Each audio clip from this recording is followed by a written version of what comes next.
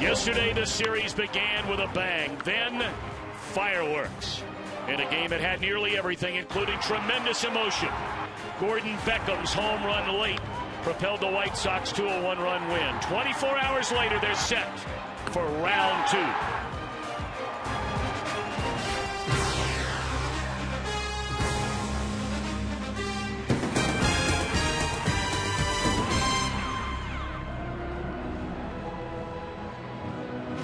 It is an absolutely gorgeous weather night in Chicago, and what better venue than historic Wrigley Field to renew this rivalry between the Southsiders, the Chicago White Sox, taking on the Chicago Cubs. And hi again, everybody, alongside Eric Karros, I'm Tom Brenneman. Welcome to Baseball Night in America. Eric Karros, you spent one season as a Cub, that great 2003 year, and you found out in that 1 year how much emotion there is when these two teams meet.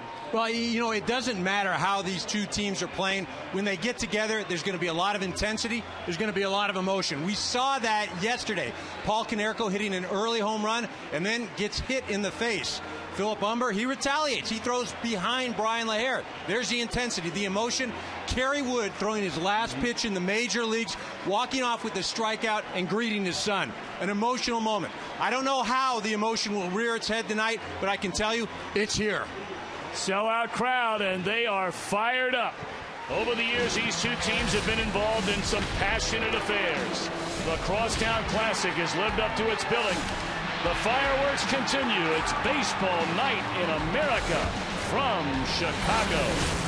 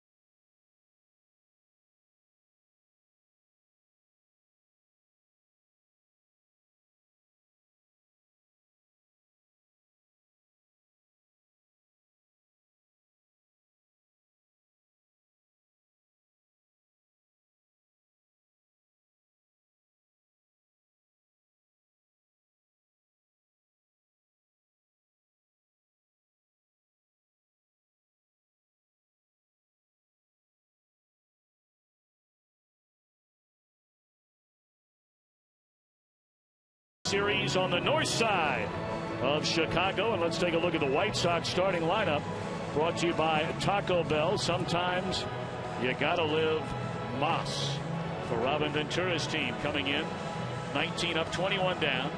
Alejandro Deaza in center field, Gordon Beckham at second, Adam Dunn playing in first in place of the injured Paul Konerko. More on that later.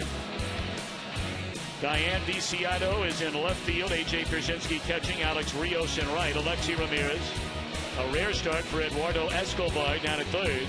And John Danks is on the mound.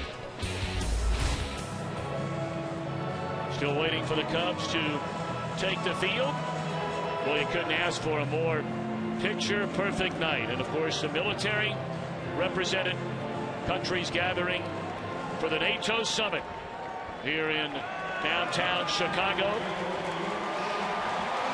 Nations all over the world.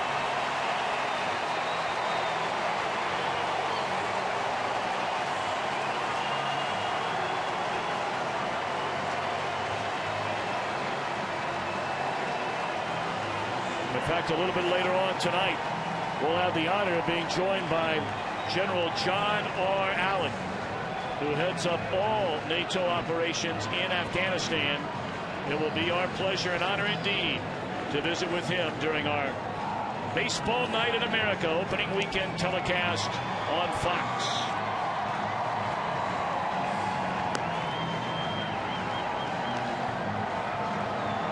Well, Eric Karros, you made the point a moment ago, the standing ovation yesterday for Kerry Wood, but these are the men and women that certainly deserve a standing ovation each and every day from America. Yeah, and I think the fans are giving it to them right now.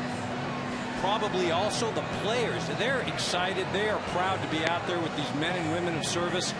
Again, they're the real heroes.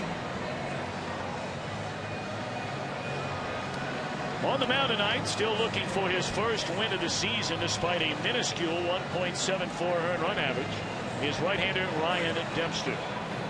Yeah, he gets the ball again looking for a win this year. He just has not been able to end up on the right end of the board here. He's gone 15 consecutive starts without a win.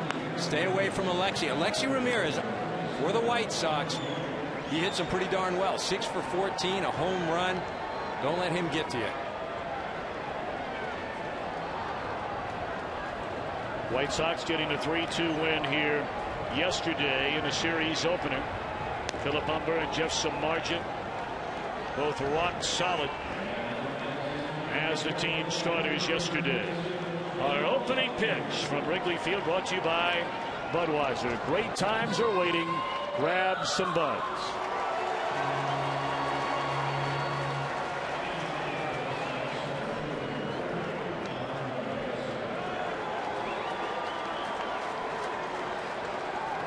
White Sox have won 3 consecutive series. They're 16-6 over their last 22 games against the Cubs, including that 1-run win yesterday. Alejandro De Aza looks at ball 1 and we're underway. De Aza off to a pretty solid start. In fact, Robin Ventura told us before the game, and outside of the monster beginning of this season to Paul Konerko, De Aza has been their next most consistent player. Yeah, it really has. Robin Ventura telling us that he'll give you a good at-bat each and every time he comes to the plate. Really, outside of that, you're talking about Paul Konerko, so that's pretty high praise from the first-year manager.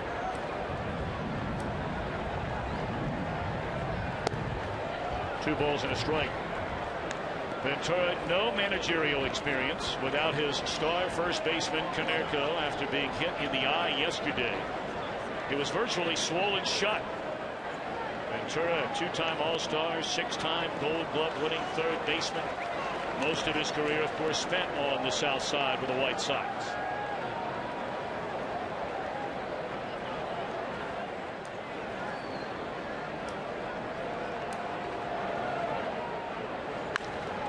Into center field, and that's a base hit to start the game for De Aza.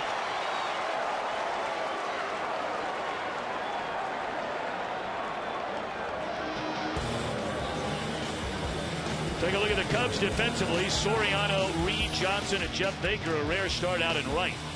Mather the start down at third, joining the regulars Castro Barney and Brian LaHare, and a battery tonight of Ryan Dempster and Coy Hill, who literally and figuratively just came over from Cincinnati today. Well, how about we're downstairs meeting with Dale Swain. We walk out, and here comes Coy Hill in street clothes. I'm here. And right in the lineup. Beckham hits it hard into deep right field, but Baker is short of the track for the first out.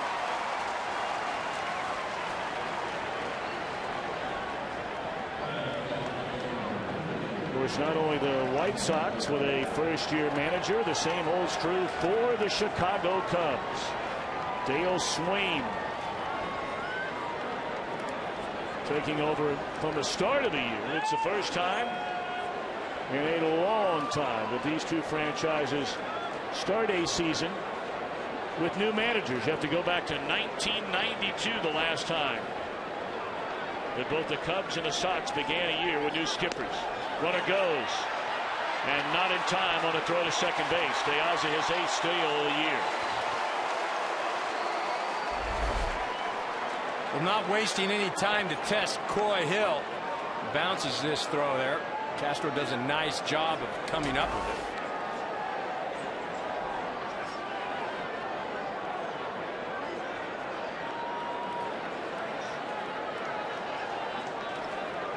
it. You see a look at that Cubs defense, and Dale Swain noted for employing different types of shifts.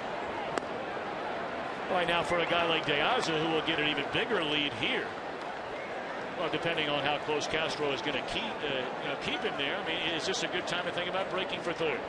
Well, it's not a good time to break for third because it's 2-0. You've got a guy like Dunn up right now, a lot of swing and miss.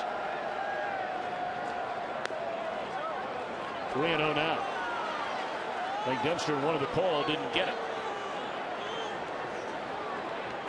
Calling the balls and strikes tonight, Jeff Kellogg. Eric Cooper over at first base. Marty Foster, the umpire, at second. And Tim Timmons down at third.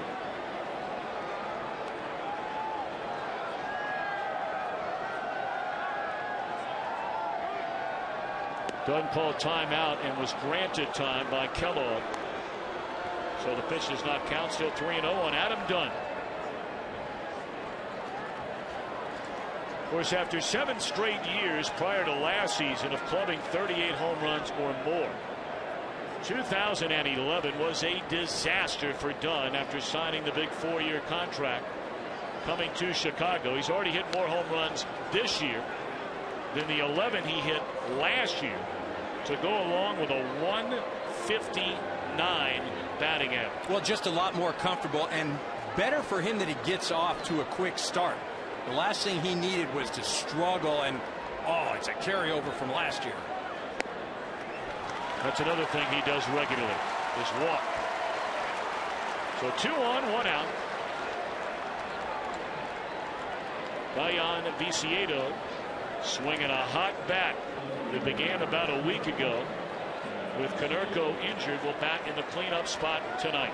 He has been swinging the bat well as of late, but still only a .266 on base percentage. Hasn't been slugging all that well. And this guy is physically capable of doing a lot of things. And in the last week, as you mentioned, seems like he may have turned the corner.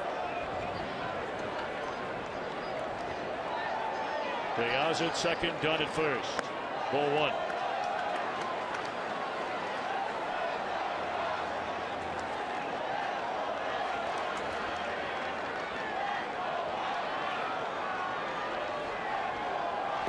Dempster has had a very, very good major league career. There have been seasons he's bordered on great. But if there has been one chink in the armor that's remained consistent up until about the last 3 months of last year, and then his 6 starts this year, he struggled with control. That has not been the case this season. It is the case in the first inning tonight. Yeah, this season he's been great with the control. You look at National League leaders in earned run average, he's second behind Brandon Beachy of the Atlanta Braves. Again, still no wins to show for him. He may have helped Ryan Dempster right there. That pitch appeared to be ball 3 up in the strike zone. Yeah, and that's where as a hitter you get excited. You're in a 2-0 count. You've got runners on first and second. That's where you've got to be disciplined.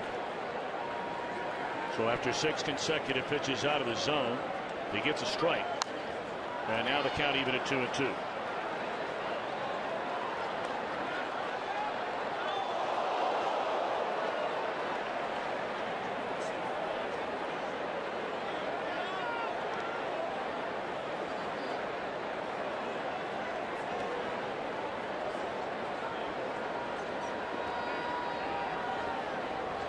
Piazza the runner at second. Adam Dunn at first.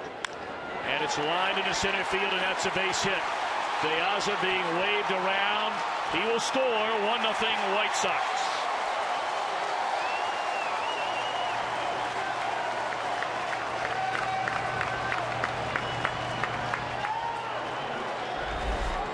Viciedo stings his ball up the middle. Piazza at second base doesn't even hesitate. You watch him at second here. It's boom, I'm gone. He knows where the center fielder is playing prior to Viciedo hitting that ball. That allows him to get a jump and score easily. Very important when you're out at second base. Take a look at the outfielders before the pitch is made so you don't have to wait. For the first time this season, the Dempster has allowed a run in any of the first 4 innings of a game. Now A.J. Pierzynski. He just keeps rolling right along, Eric. He really does, and he has got off to a tremendous start with runners in scoring position this year. A .432 clip.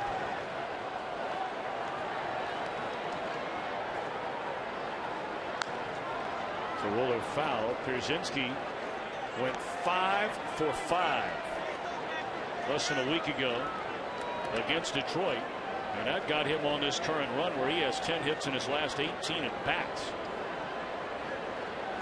and has more runs batted in than any catcher in the American League. 26 of them.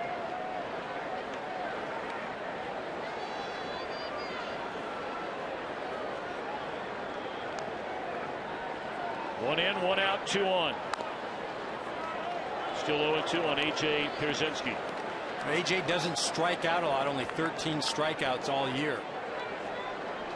Robin Ventura telling us prior to the game, he's the type of guy that if the situation dictated, you could put a hit and run on. You could ask him to do things with the bat because he's a big man. He handles the bat extremely well.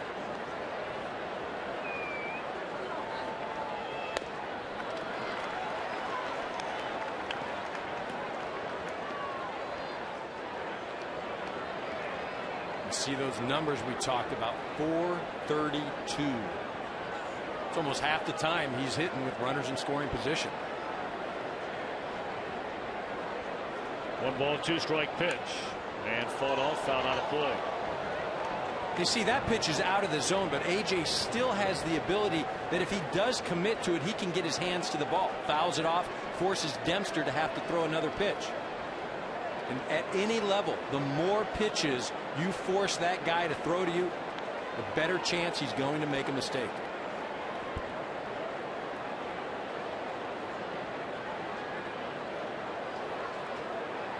We talk about Coy Hill, and he's going to come out and visit Dempster on the mound. Bear in mind, Coy Hill spent last season with the Cubs. He was here for the last 3.5 years. So working with Ryan Dempster is nothing new. It just happens to be the first time this year.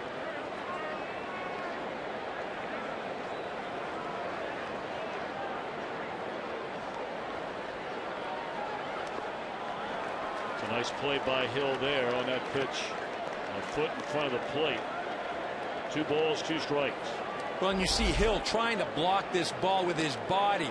Goes down on both knees, just tries to smother it. Not trying to pick it out of the dirt or backhand it.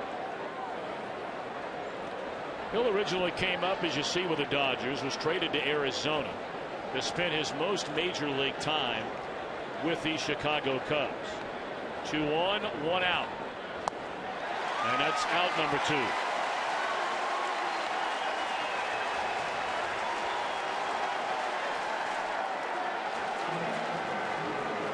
Well, you take a look at the series history between these two teams, and looks pretty tight at 46-39 in favor of the Pale Hose. However, we mentioned they have just dominated the Cubs in recent years, having won 16 of the last 22, 6 of the last 8 here in Chicago, and won both series last year.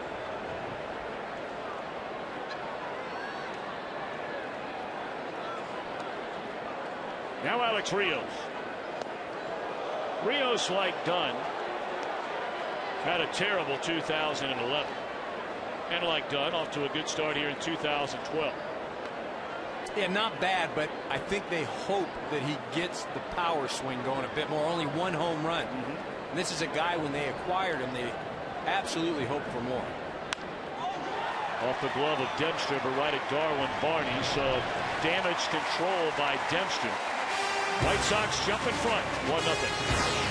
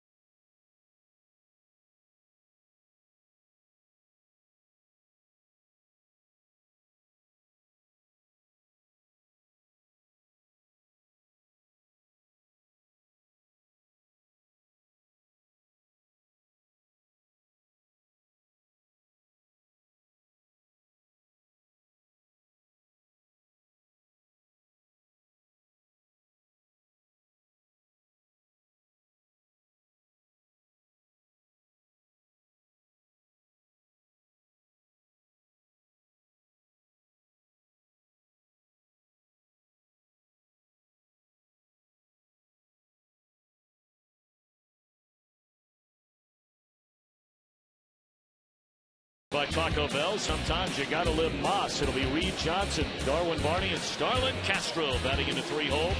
Brian LaHara, great story in the cleanup spot.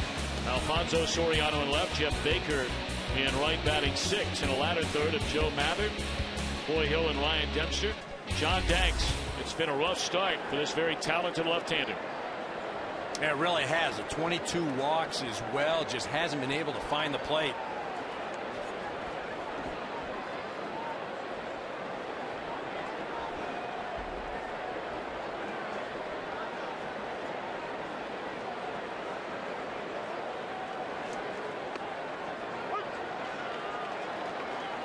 Johnny Danks, you got to keep him guessing for him to be effective. He's got the changeup, the fastball. You have to respect one of those pitches. If he doesn't do that, he's going to get hit. Mayday, mayday. He hasn't won in 2 years in the month of May. Got to change that tonight. Don't say that too loudly. We have a lot of members of the world's best military here tonight. Let me yell at Mayday too loud. That's a good point. I mean, you're a San Diego guy. That is a very heart and soul of the U.S. Navy. Coronado. I know. That's exactly right. Well, that didn't take long, but able to just get a piece of it was Johnson. So still hanging in there at 0-2.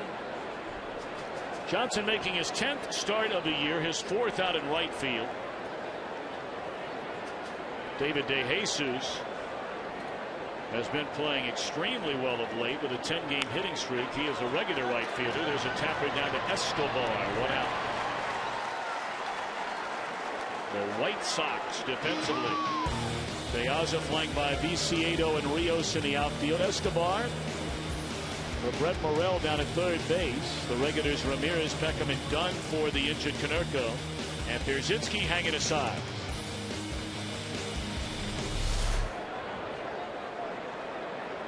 Now the second baseman, Darwin Barney.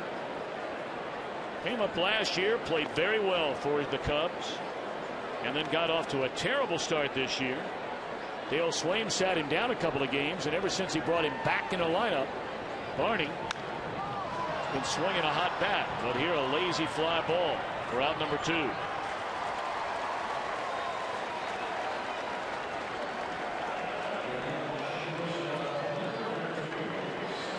Well, these next two guys, if by and large, been the offense for the Cubs in the early part of this year. Castro and then LaHair behind him. Well, they really haven't. Castro continuing what he's done so far early in his big league career, and that's just get on base and hit. You know, I don't know if he is a number 3 hitter. He is on this Cubs ball club.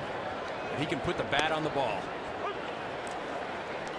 Castro burst on the scene as a 20-year-old rookie. Hit 3 home runs in his first 2 major league games. And first, he set a major league record in his major league debut last year, driving in 6 runs in a game against Cincinnati. Led the National League in hits, went to the All-Star game, but he had his run-ins with manager Mike Quade. Did commit 29 errors at shortstop. But it's easy to forget, Eric, and you played with so many young, particularly young Dominican players, and all the growing up that they are really forced to do in a hurry.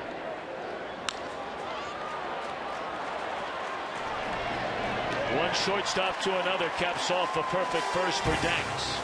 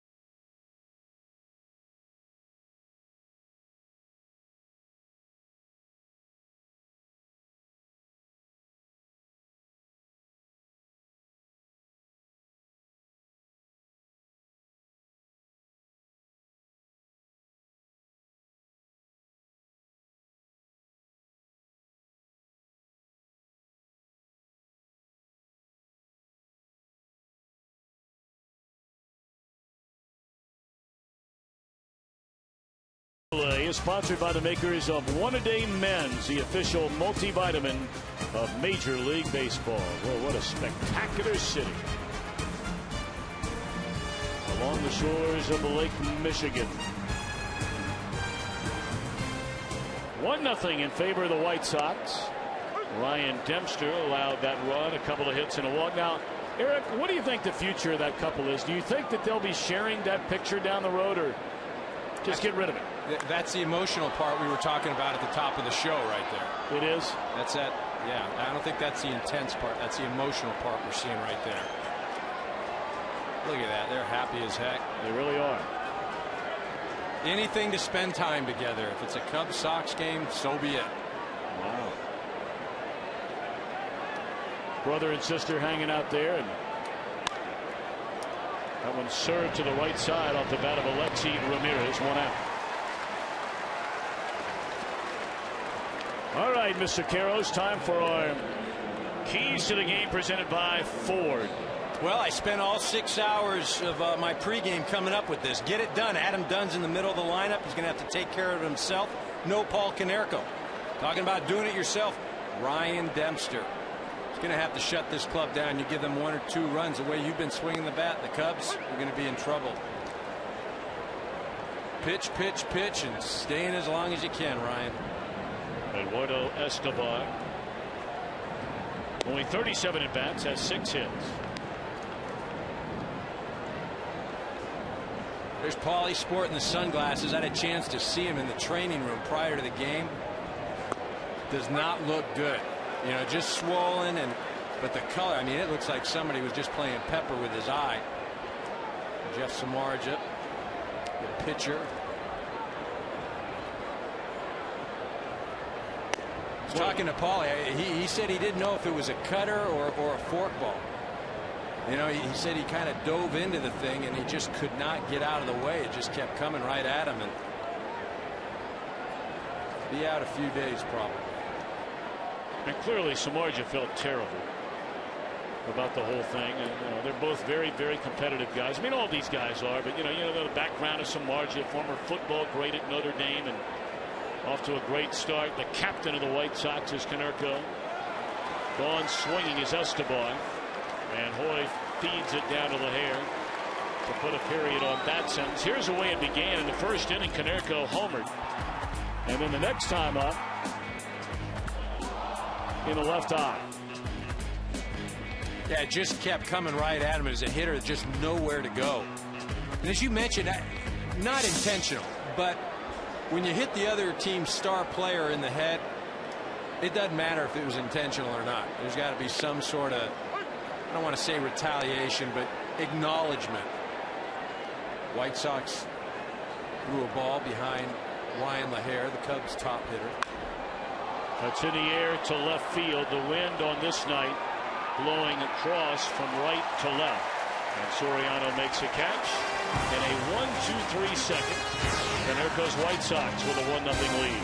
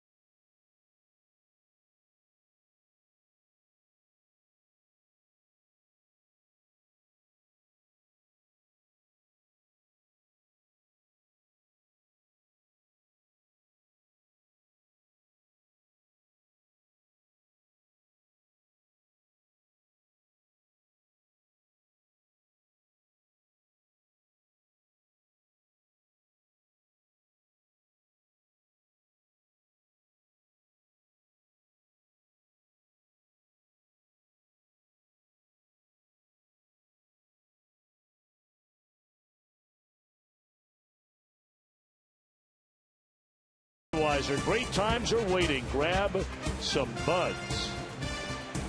Oh, what an unbelievable look at Wrigley Field, surrounding Wrigleyville neighborhood. On just a spectacular spring Saturday night. Tonight, the beginning of 2 straight months of baseball night in America. Each and every Saturday night will present the best around the major leagues right here on Fox. And one of the best in the major league so far this year, to the surprise of many, is the batter Brian LaHair. 39th round draft pick, spent almost all of his 9-year career in the minor leagues. And already with 10 home runs this season. There's a roller to Gordon Beckham for the first out here in the second inning. I'd like to send out all of our thoughts and prayers and best wishes to our troops watching in 175 countries around the world via the American Forces Network. We cannot thank all of you enough for your sacrifice, your commitment, and your service to the greatest country in the world, bar none.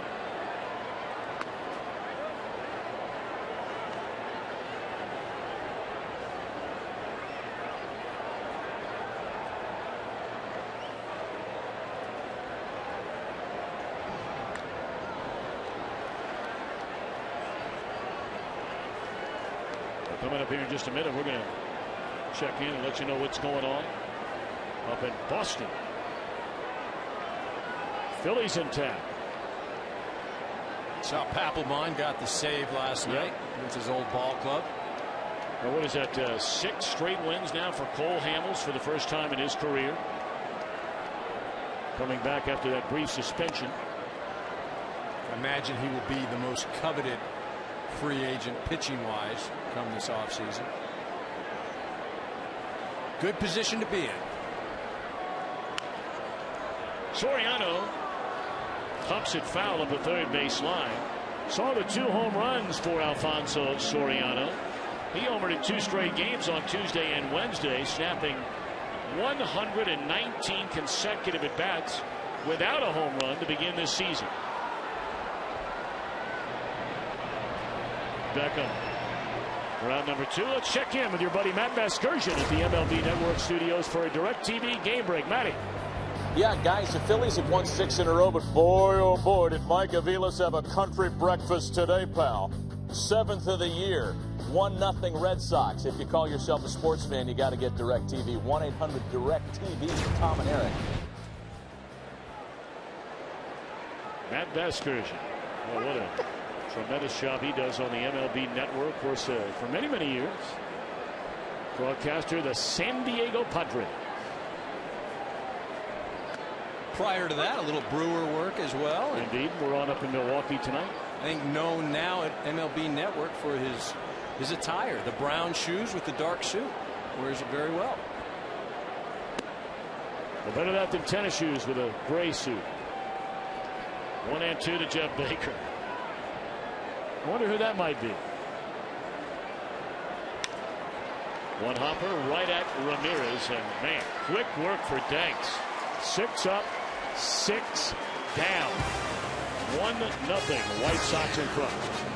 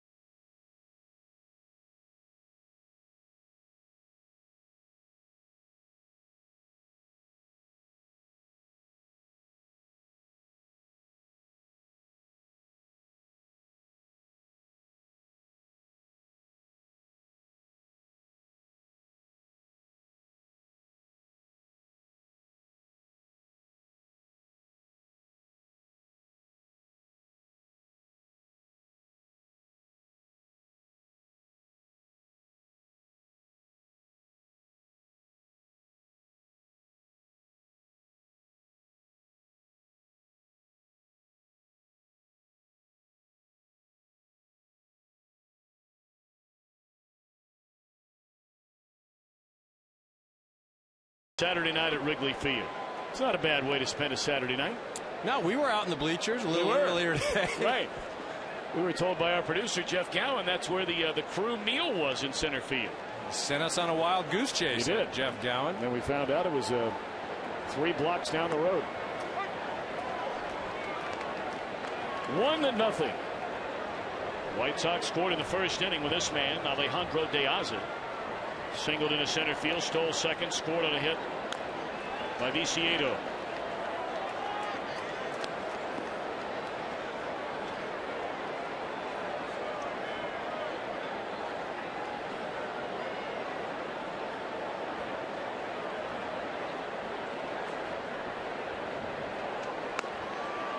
Started 2, they appealed, no.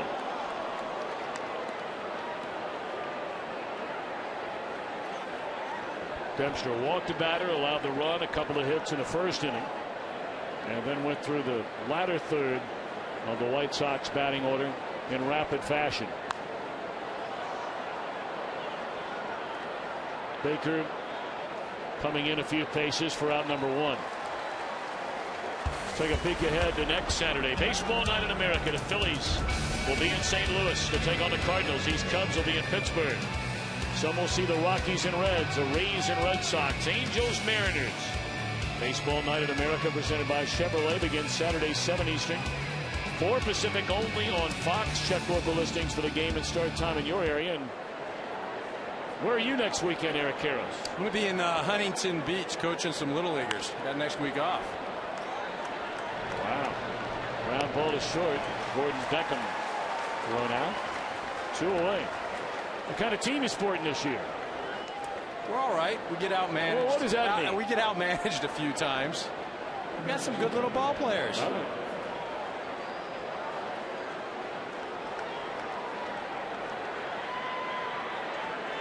here's Big Adam Dunn. He loves coming here to Wrigley Field. Of course, the overwhelming majority of his career, the team that drafted him, Cincinnati, plays inside the National League Central, and Dunn has come here aplenty.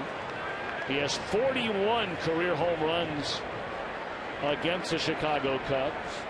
That's the second most among all active players, only behind Albert Pujols.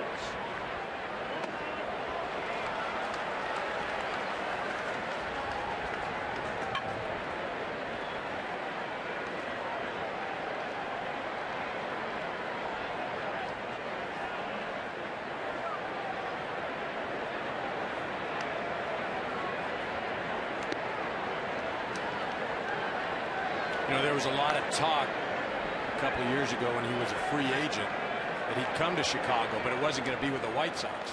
Be here with the Cubs. Coveted left-handed power hitter.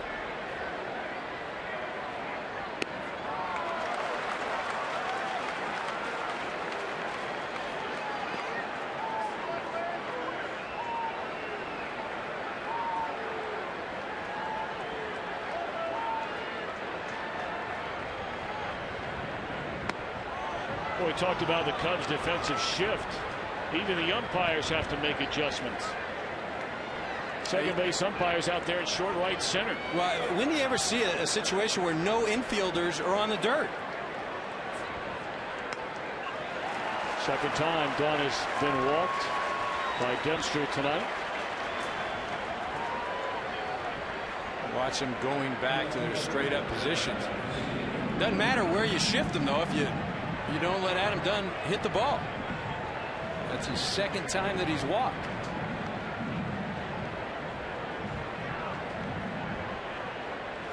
Ryan Viciedo knocked in the game's only run with a 1-out single to center field, plating De Aza in the White Sox first inning.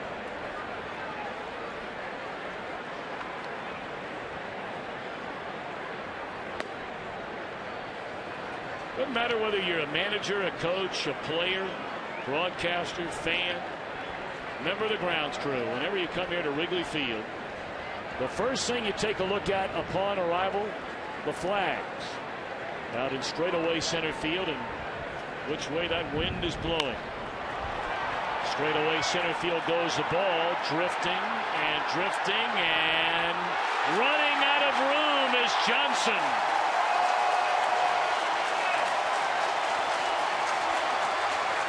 Viciedo makes it 3-0 White Sox.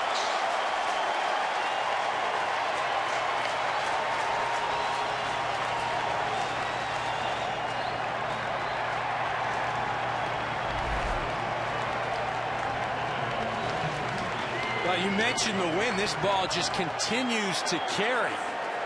Reed Johnson following back. He gets a little bit underneath this, but he's got some backspin. You see Reed looks like he's got a beat on it. I think I can get it, and then right into the basket. If that basket isn't there, he has a legitimate opportunity of catching that. Only Dempster's second home run he's given up this year. We talked about, baseball's a funny game. Here Viciedo had been okay, but had really not got on any kind of run until the last week or so. This ball is blasted into left center field, and the White Sox have gone back-to-back this one by Pierzynski.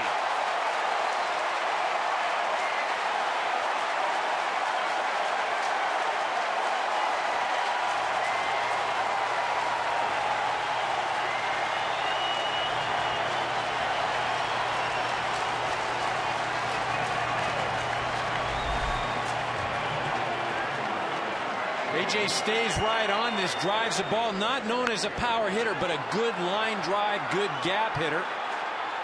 Gets this ball up and shoots it to the short alley. You almost wonder if the flags in center field aren't fooling us a little bit. You look down the right field line. Now, of course, we bring it up, and they're still, but just a moment ago, they were blowing a bit out toward left center field where those last two home runs were hit. Well, remember, it's an unusually warm day here today. You've got a bit of a breeze.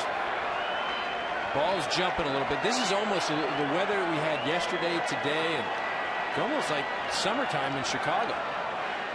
When it's like this, it's nice to hit. April, not so fun. We were starting to talk about Viciedo, and he got hot over this past week. But bear in mind, he was going to be on the bench during this series as that ground ball is down to third. But with the injury to Konerko, Viciedo in the lineup. 2 at bats, 3 knocked in.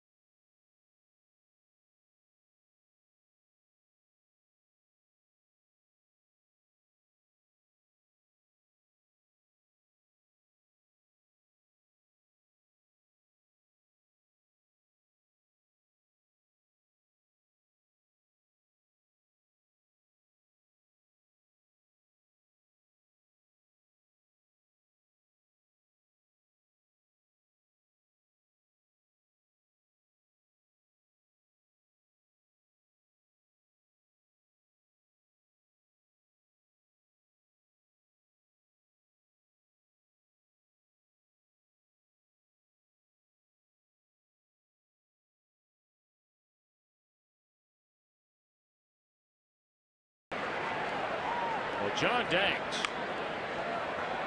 who in his prior 8 starts had gone 47 innings and allowed a whopping 34 earned runs, could not have a better start after 2.5 here tonight. He's retired all 6 Cubs he's faced, and his offense has given him a 4-0 lead thanks to the back-to-back home runs in the top of this inning by that duo, Viciedo and Pierzynski. And De Aza, nice running grab for out number 1.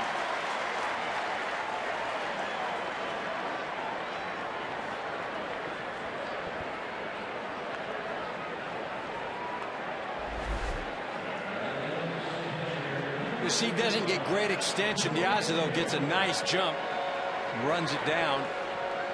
You talk about Danks and the way he started. On the flip side, though, this Cub offense, they're going up there. For me, they're being a bit too aggressive. It's swing, swing, swing it. A guy like Danks, make him work. It's been erratic this year.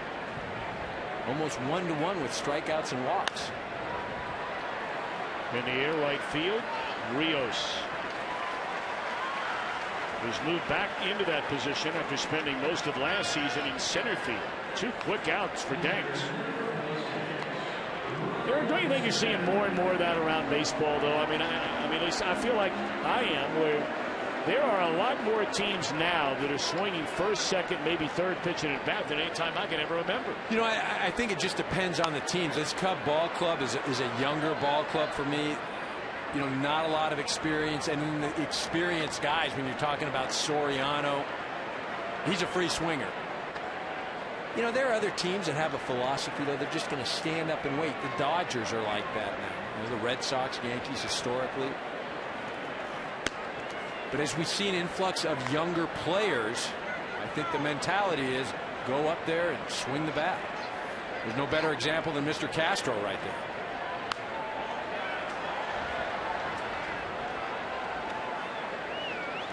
Yeah, that's that old adage, if you're going up there hacking like Castro and you rack up 207 hits and lead the National League, well, nobody cares if you're swinging early in the count. 3-2 to the pitcher Ryan Dempster, hitless in 14 at bats this year. I beg your pardon, 2-2 is the count. Up the first base line and foul ground for Dunn. 9 up, 9 down. When we return, we'll be joined by Robin Ventura.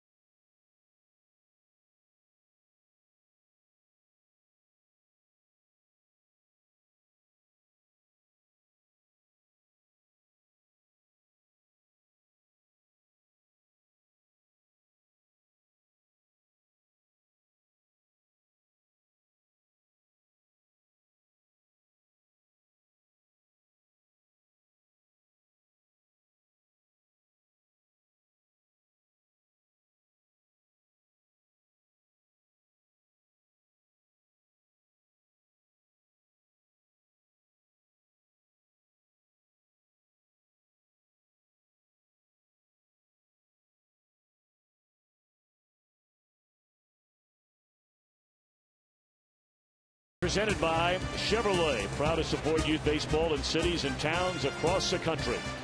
And sponsored by Olympic Maximum Stain and Sealant in One.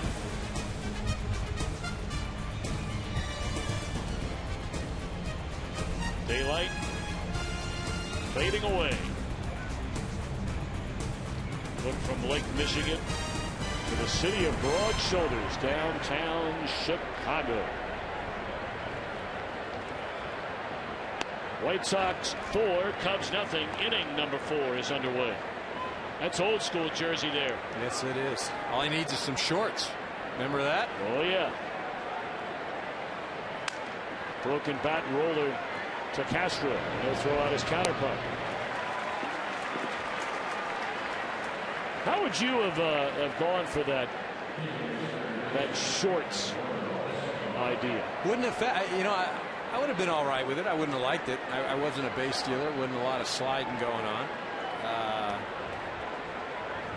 I think I could have made it work. Okay.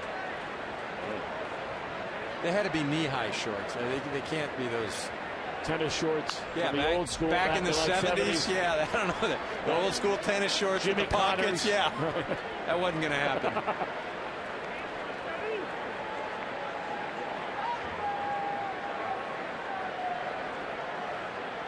Oh, and 1 to count on Eduardo Escobar. Struck foul and Dempster ahead quickly at 0-2.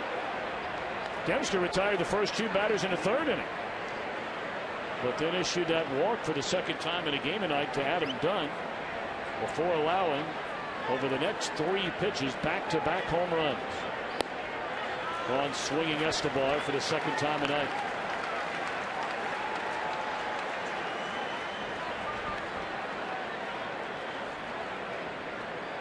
Told you the White Sox come in at 2 games under 500. And they're fortunate to be playing in the American League Central Division. Cleveland off to a great start, but I don't think anybody out there believes Cleveland is going to run away and hide from the pack. They're 5 games over going into play. In fact, they won earlier today, so they're 6 over. So the White Sox officially 4 back. Most people felt the Tigers were the clear-cut favorite in that Central. They've been, quite honestly, a big disappointment. They had a near no-hitter last night, but were beaten today by the Pirates. Yeah, I really like the Tigers coming into the season just because of the pitching. I mean, obviously the fielder addition, but you know, that starting staff with Pfister and Scherzer and Verlander, Porcello, I thought they'd be a lot better than what they've shown so far. You mentioned Cleveland. I'm just not sure that they're going to have the depth. Now, if they stay injury-free, they've got a very competitive ball club. This White Sox ball club, they're interesting. The pitching is there. I think the starters have done an extremely good job. The relievers, while they're young, they've emerged as people that can handle the role. The offense just has to be more consistent. Yeah, you know, you've got guys up and down their lineup. We've talked about Dunn and the stuff he's R2 and Pierzynski along with, of course, Konerko. But then they've got 3 or 4 other guys that are playing every single day that, I mean, they're barely hitting 200. They're outs. I mean, there's no easy way to put it. They're just outs. And we're out of here after a 1-2-3 top of the 4th. 4-0 White Sox.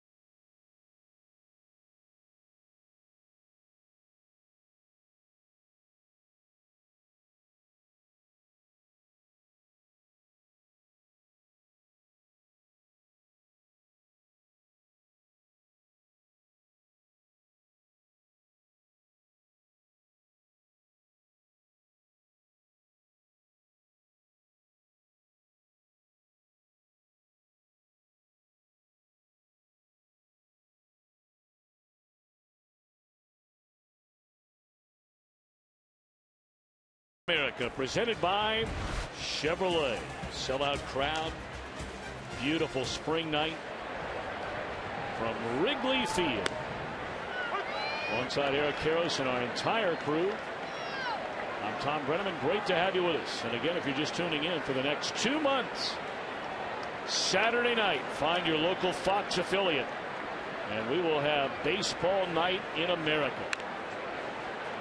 White Sox lead here as the Cubs bat in the last of the 4th inning, 4-0. John Danks is not allowed a base runner.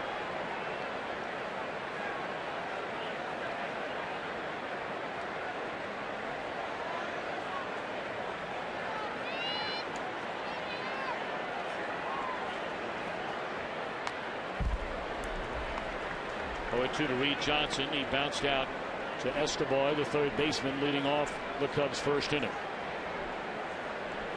Yeah, Danks has been outstanding tonight. To put it succinctly, he's only gone to a 2-ball count on 3 hitters. And now a 4th. Did you say 2 hitters or 3? I said 3, but this is only 1 ball, my man. I tell you, that scoreboard operator is as fast as it gets. Or maybe I'm just slowing down. I told you it was 2-2. You know what? I should know better. I do so many games every year here in this ballpark. But how often do you get to a game almost 7 hours prior to the start time? Not very often. There you go. But I tell you what, it's worth it when you see that shot right there. Look at that.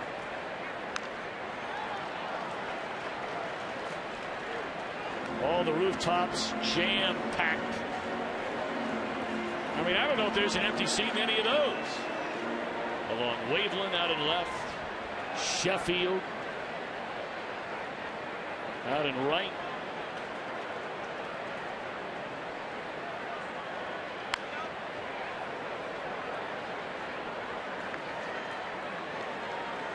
Reed Johnson having a nice at bat here, at least making John Danks work. As we mentioned, the first 3 innings, 10, 12, and 9 pitches respectively. 9 all of last inning. This is pitch number 8 right here. And got him on a swing and a miss. Time for DirecTV game break. And again, we check in from our MLB Network studios with Matt Vasgersian. Tom, Eric, Rangers and Astros top of the 3rd after a Jed Lowry error kept the inning alive. Runners aboard for David Murphy. 2 center fielders out there for the Astros. Justin Maxwell, Jordan Schaefer both try to make a play. Turns into an inside the park 3-run home run. Schaefer was injured and removed on the play.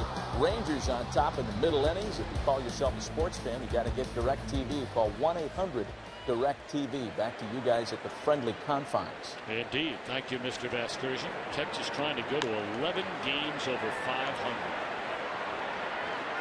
2 outs in the inning. Robin Ventura joins us from the dugout, and well, you got to feel good about this start for John Danks tonight. Yeah, it's been nice to see. You know, he's had some outings where he really hasn't had the command that he wants, but you know, if he goes out there and locates with his fastball, it just makes his changeup that much better. Robin, we saw some shots of Paul Konerko on the bench. He's got the big sunglasses. What's his status? Well, you can't see it, but his left eye's closed, so you can't see out of it. But you know, nothing's broken, and you know, he's willing to play if he could see. So you know, he should be fine in a couple days. All right, Robin, nearly 2 months onto the job.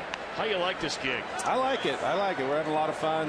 You know, guys come to work every day and they're ready to play, and that's, you know, that's the name of it. Go out there and compete, and you know, it's been fun. How do you like this gig? I like it. Right. I like it. It's all right. All right. Thanks for the time, Robin. All right. Thanks. Well, what an enjoyable guy to sit around. Former teammate of yours with the Dodgers. Well, you guys were on that playoff team in 2004, right? I was in the booth in 2004 with you. I'm sorry. You're right. No, he was there in 2004. He finished his career with the Los Angeles Dodgers. He was on that playoff team. Yep. Had an interesting playoff run. Team managed by Jim Tracy playing the St. Louis Cardinals. They decided before the series that they would shake hands after the series ended. Robin Ventura having none of it. Right to the short. Ramirez throws out Castro. 12 in a row set down by Danks to start the ninth.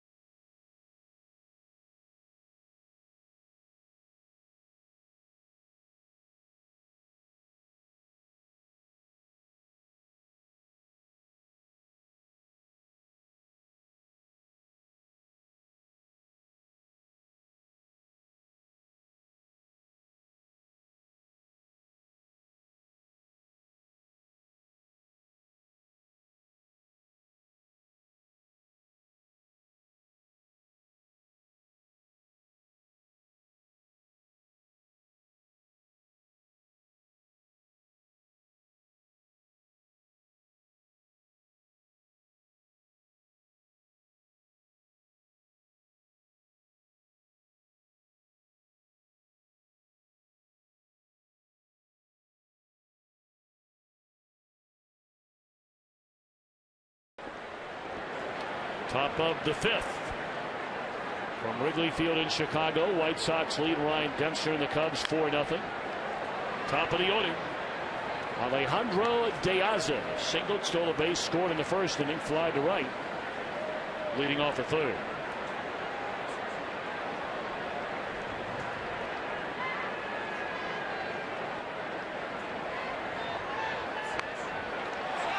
That's a beauty. And that is a bunt hit.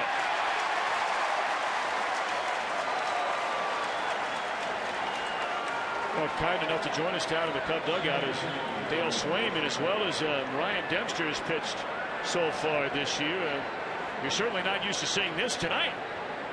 Yeah, no, he's pitched great all year, and you know, to give up this many runs for him, it just doesn't seem fathomable from what we've seen, you know, his other 7 starts. Dale, how do you weigh the difference between trying to develop the youngsters on this ball club and trying to win games? Well, I think it's all, the bottom line is winning games, and when you're developing, you know, you're trying to get them to understand what it takes to win ball games, what it takes to win close ball games. You know, little things, getting a runner in from third when the infield's back early in the game, to understand that's going to be the most important run of the ball game when it's all said and done. If you lose by 1, you're going to look back on that and you know, say that was the key when we didn't get it in. So those are the things you just try to emphasize all the time about situational hitting, situations, and things like that. Dale, thanks for the time. Best of luck. All right, guys. Thanks. Well, of course, much was made during the offseason when Theo Epstein came in. And Theo calls it the foundation of sustained success. Brings in a brand new manager, and you know, they're not going to come out and say it, Eric, but you and I had the Cubs in week 2 when they were in St. Louis, and you know, Dale Swaim says they're building, they're not rebuilding, but this is clearly a case of being prepared to go through some growing pains to building for the long haul. Well, there will be some growing pains, and there's some help in the minor leagues. Young outfielder Jackson, Rizzo, the infielder, first baseman. They just don't feel that right now is the time to bring those youngsters up. Rizzo, though, is tearing it up. But they've got a ways to go.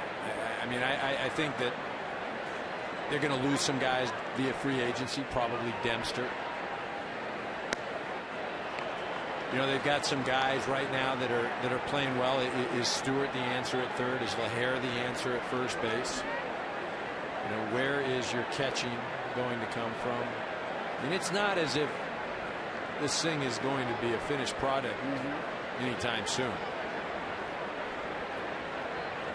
2-1 to Gordon Beckham. Runner goes. Pitch taken. Throw to second base. That's a good throw by Hill, and they got it.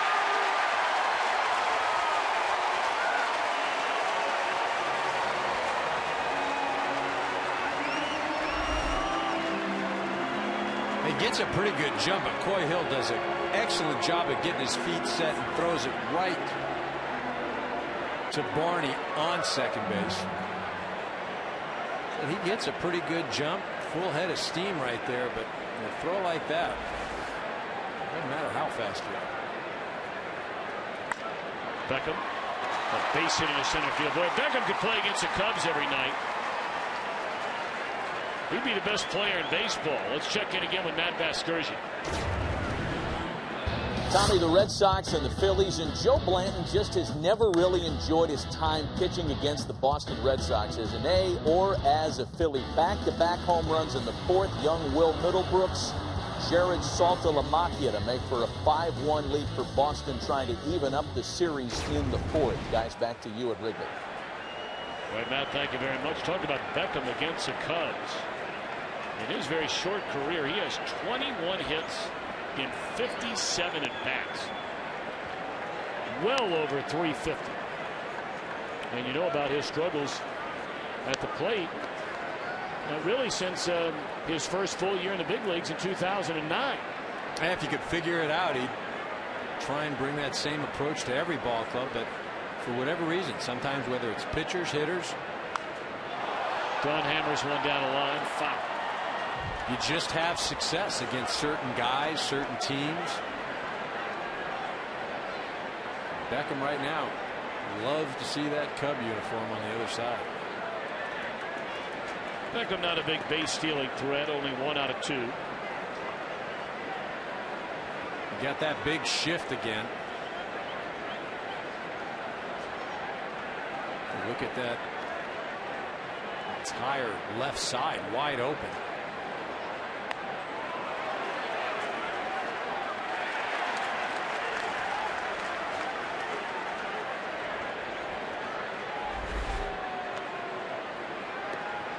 Adam Dunn unable to hold up. A nice call by Tim Timmons.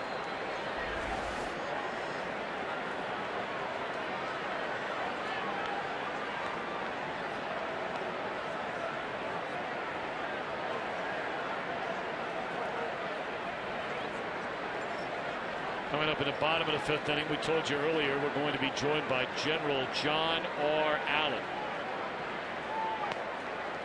He is a commander, International Security Assistance Force in Afghanistan, and commander of United States forces in Afghanistan.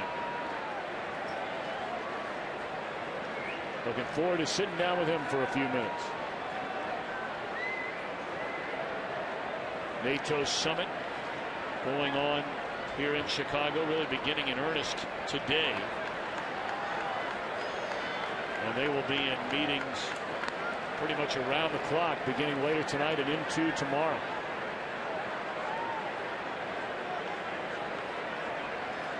Yeah, Adam Dunn now for the 3rd time has a 3-ball count. Walked his previous 2 at-bats.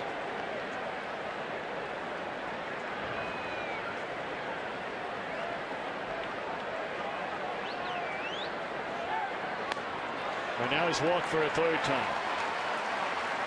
The only 3 walks issued by Dempster tonight have been Adam Dunn.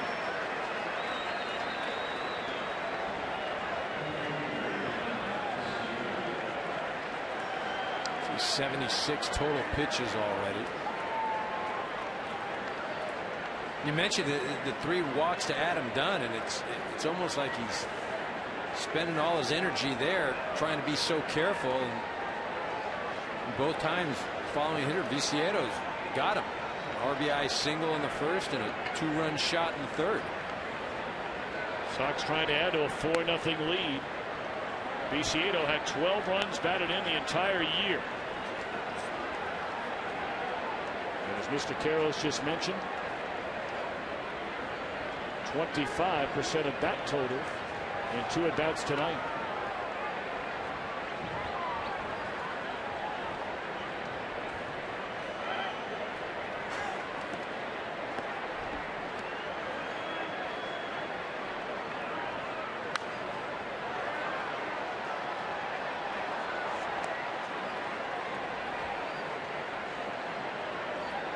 Viciedo, a guy who's really been moved around.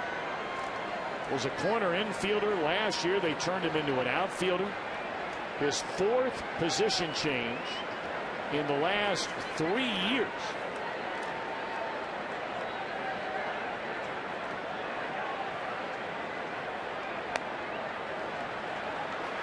But they saw enough of him last season. They thought, you know what? We're okay of trading away Carlos Quentin. Well, again, give this young man a chance. Yeah, they love his physical ability. And 2, you know, it's not a situation where they moved him around because he's not competent at any position. It's trying to get him into the lineup. Talked about it earlier. Very athletic.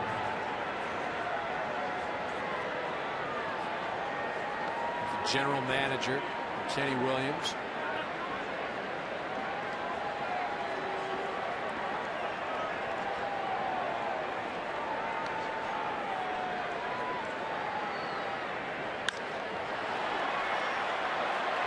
Played perfectly there. That's Barney right next to the bag, and a double play ends the inning. Cubs with that bottom of the field in search of their first base runner.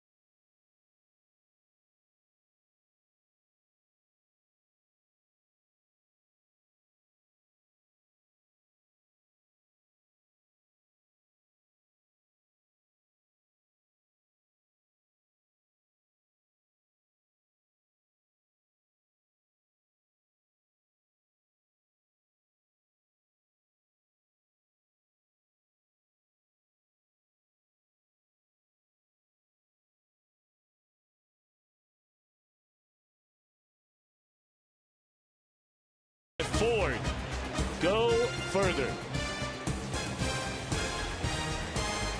Some of the pictures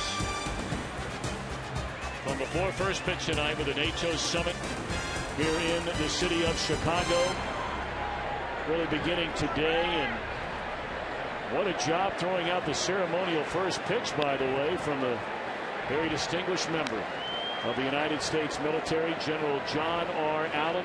commander of the International Security Assistance Force in Afghanistan and commander of all United States forces in Afghanistan. And, well, General, before we go any further, I know I am speaking for all Americans. We cannot thank you enough for your service to this country and what you do and your commitment to the United States of America and those who serve under you. Thank you. Well, I'm deeply honored to be associated with those magnificent troops and to be associated with this mission. Thank you very much. And on their behalf, I thank you. Tonight we're on the Armed Forces Network, AFN. So there are a lot of the young men and women who serve under you right now in Afghanistan that might be having a chance to watch the game tonight. You know, day to day, day in and day out. And we mentioned that you not only have the United States operations, but you're the head of over 130,000 troops from 50 different countries. That's right. Young people from all over the country, all over the world. If there are one or two things that you see in those young people, General, that they have in common, what might those things be? Well, I think the most prominent of all the things I see from them is selflessness. They're willing to come from peaceful countries, to depart from their families, to leave a secure environment, a secure life, and go to Afghanistan and put it all on the line to help those people there, to help roll back the scourge of terrorism, to try to give the people of Afghanistan a chance, frankly, for a future that they enjoy every day. And so perhaps the greatest quality I see in these magnificent youngsters from 50 countries is the quality of selfless sacrifice. Cubs have their first base runner of the night. It's a one-out double in the fifth by Alonso Soriano.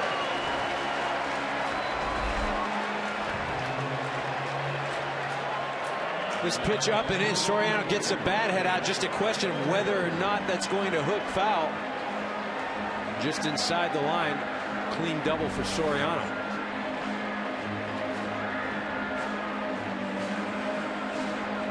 General, one other thing I wanted to ask you. I think oftentimes, we hear about the mission, and we're not getting into the politics of all this, anything like that. I just want to ask you about the young men and women that are serving under your command over there, day in and day out, and you've traveled all over Afghanistan. Mm-hmm. In fact, you do it a couple of times a week, as I understand it, to go visit troops all over that country that are serving. Day in and day out, what is that life like in that country for those troops? Well, it's very demanding. It's physically demanding. It's intellectually demanding. They have to be experts at what they do, and they are. But it's also spiritually demanding as well, because they're giving so much of themselves every single day for each other and for the Afghan people. And it is very impressive to watch them in action day after day. Right now, as we speak, there are troops that are operating at over 10,000 feet in the mountains of Afghanistan, just as there are troops operating in the desert of Afghanistan. And during the height of the summer, when it's 125 degrees and they're wearing 100 pounds of body armor and they're going out for their second patrol in one day, there is where you see the morale of our magnificent troops. And they truly are magnificent. We've used this term before, the greatest generation. This is the new greatest generation. There's no question in my mind. Well, here's your first pitch. I got to tell you, General, you look like a ball player to me out here. Were you nervous? I have not done this in a bit, but look at that. How about that? That's nice. Well, it was great. It was great, great honor. It was a great opportunity to honor all of those of NATO who give so much to this coalition every day. Are you nonstop now during this summit? Pretty much. We'll be in meetings with heads of state, prime ministers, and presidents. We'll have a number of very large conferences during the period of time. The NATO nations will meet. All of the 50 countries of ISAF will meet, plus some of the other countries that have come to support us. Some very important conversations about the future, about supporting Afghanistan over the long term, which is, it's not just good for the Afghan people. It's good for the region. It will create a stable region that can generate prosperity for everyone. And that's going to be an important part of this conversation. How we keep the Afghan army and police in an upward spiral of capability and professionalism that can provide stability and security to Afghanistan in the years ahead. That's why we're meeting. When you see a young man who's away from his family, his wife's at home, 2 kids are back there, maybe one of them was born 6-9 months ago that they've never met yet, there have to be days when, I know they're not crying on your shoulder, but there are probably, some days are better than others, I would imagine. How do you, it's amazing the motivation that you provide and those who work directly under you for those people during those times. Well, I try to be as supportive as I can personally to those individual soldiers, sailors, airmen, Marines, and frankly a lot of DOD, Department of Defense civilians. But we're really blessed in the United States and in the coalition with really exceptional leadership, small unit leadership. And so when a young soldier finds that he misses his home or he misses his family, those young leaders who surround that individual and lead him from the front by personal example, those are the ones that keep the morale going. And every now and again I got to find that spot in the battle space where I must be on that day because of the aftermath of a fight that we were in, or we're getting ready to go into a fight, and my personal appearance is important in those moments. But what really is important is the day-to-day, moment-to-moment tremendous leadership of our young non-commissioned officers and our young officers. They're the ones who keep the morale up.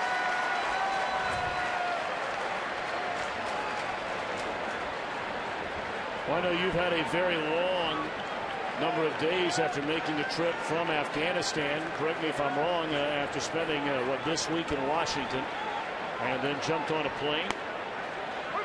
I was told you get off the plane, man, and I mean you hit the ground running. It's right into the workout room. Is that right? If I can do it, I absolutely do. If I got the time, we'll even try to program time on the ground while we're fueling the airplane so I can get to the gym if we're able to. Well, General, I cannot thank you enough for your time tonight. Well, it's my honor to be with you. It truly is. Thank you, sir. Thank you. And all those who are with you. And thank you for all you're doing for us as well. Thank you. You guys are the best. It's my honor. You're the heroes and what America's all about. Thank you, Billy.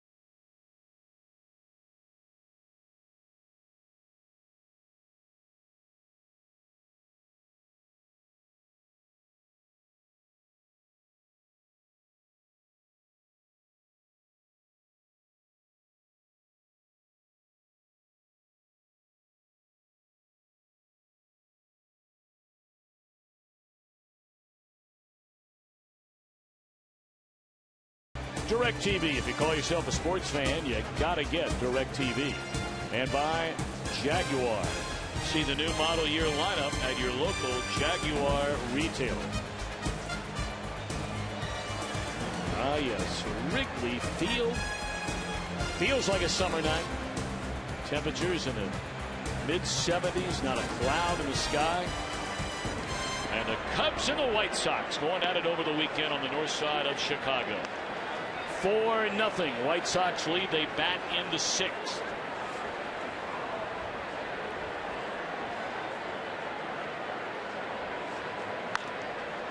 Pulled to the right side by A.J. Pierzynski, who homered his last time up.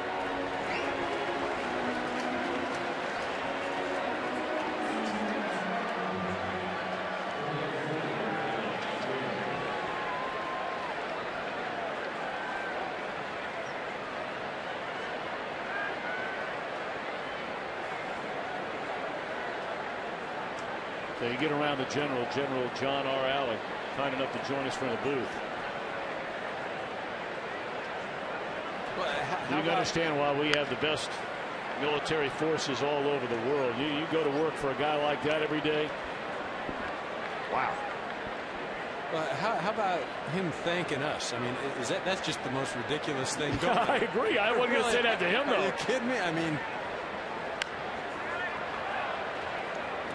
yeah, the sacrifices are, I mean, I don't know how you measure it. No. You're right. Well, we thank General John R. Allen. Boy, just some pleasant young men who travel with him or with him all the time, but we're up here in the booth with us. It's really nice to meet all of them, and an honor. 1-2 to Alex Rios. Off the end of the bat. And out to get it, Darwin Barney.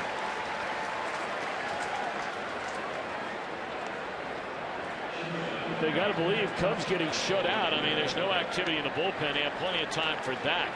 Dempster's spot is due to lead off the last of the sixth. So this could be his final batter. Although the Cubs have had to use a pile of bullpen here lately, this might be one of those nights where you let Dempster bat in the sixth, and maybe the top of the order after he's up can get something going.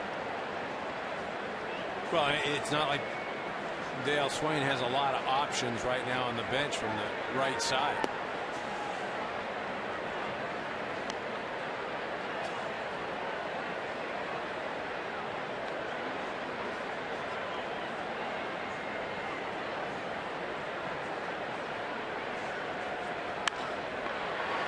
Base hit left center field by Alexi Ramirez. He's a two-out base runner.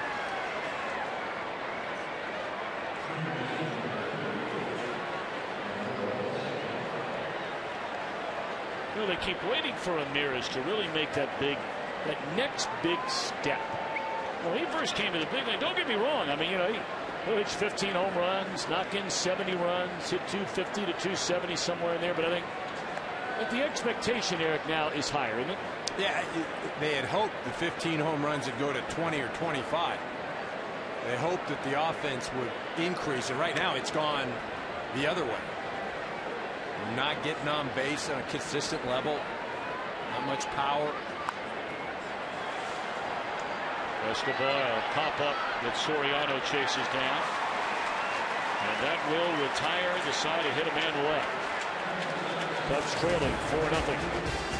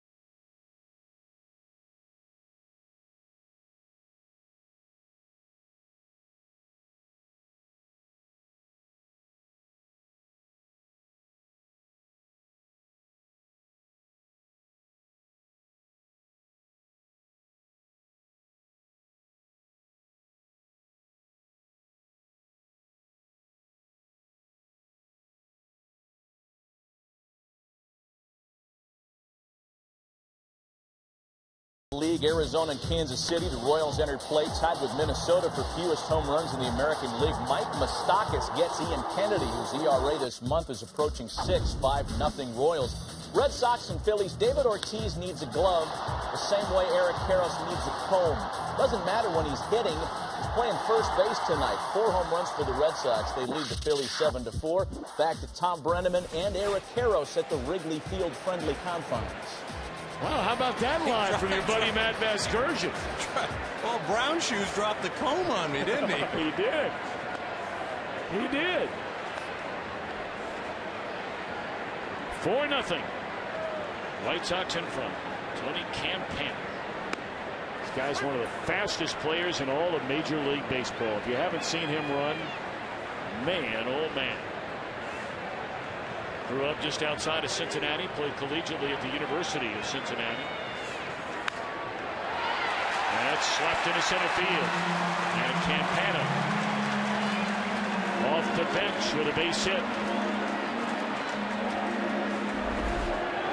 Well, he has an idea of what he's trying to do up at the plate, and that's just make contact.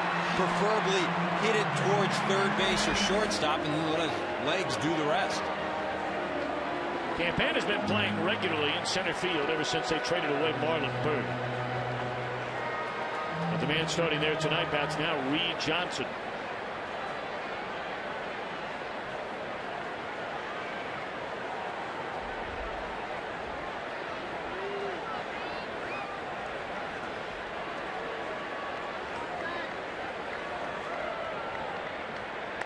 You talk about Campana, it makes you wonder why. You know, outside of the lefty-lefty matchup tonight, but he had problems right there getting a base hit. You know, ever since he took over as their starting center fielder, the Cubs are over 500 when he's in a lineup. Well, he's a spark plug. He's an igniter. I think Dale Swain trying to get some other guys at bats tonight, just to keep them fresh, whether it's Baker out in right field or Mather over at third, Reed Johnson in center.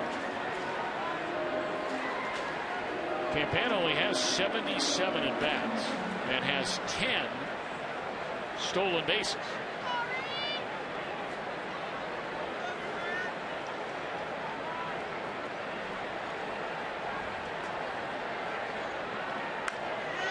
Back-to-back hits to begin the Cubs' 6th inning.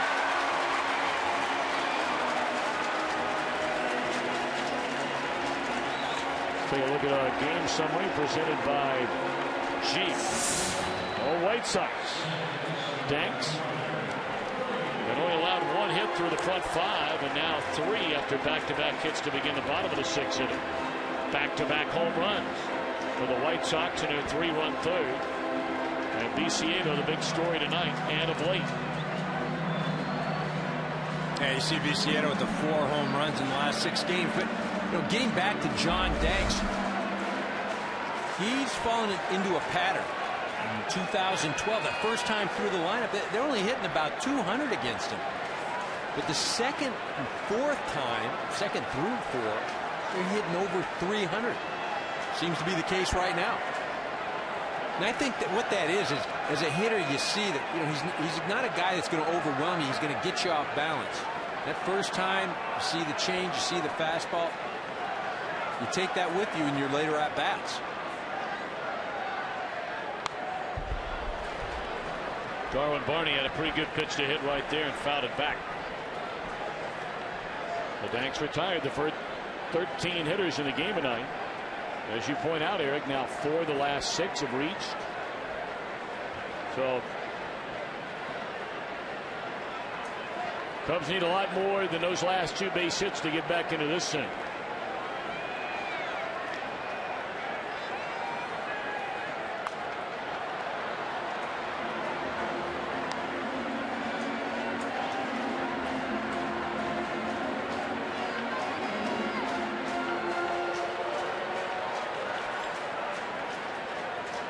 Those young ladies came to the ballpark. I'm not sure sitting in those seats they thought they'd get a foul ball, but that they did.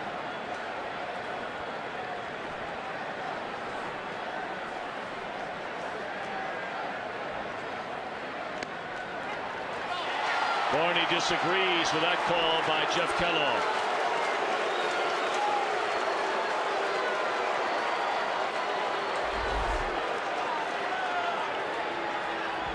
pitch is off the plate. It's low. It's not a strike.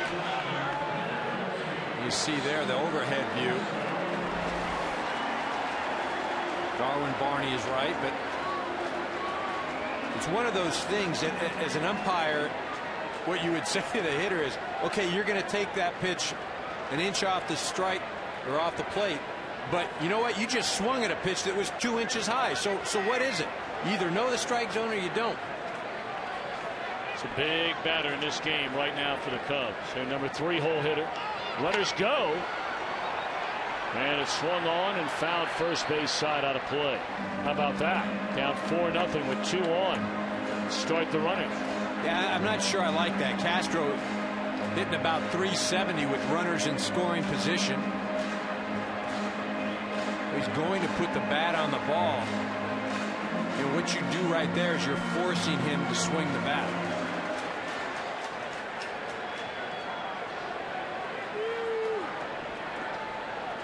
We almost wonder, well, they're not holding the runner on at first. And Campana, you have to see it to believe it. His speed is just almost beyond description. Yeah, but you hit a line drive, it's a double play. Yep. See you later. Yep. I mean, you've got your 2 best hitters, Castro and LaHare, coming up. You know, Castro a base hit, LaHare could pop one, and you're right back in this ball game. Get into a double play, it's 4-0. Of course, the other day in St. Louis, Dale Swain took a lot of heat from the fans and the press about bunting with Starlin Castro. With 2 on and nobody out, Castro wound up bunting into a double play. Swain said, if I had to do it over again, I'd do the same thing.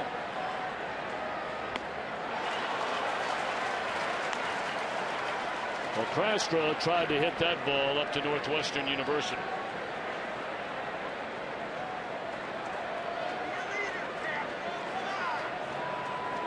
Well, he's up there swinging. There's no question about that. Only 4 walks on the season.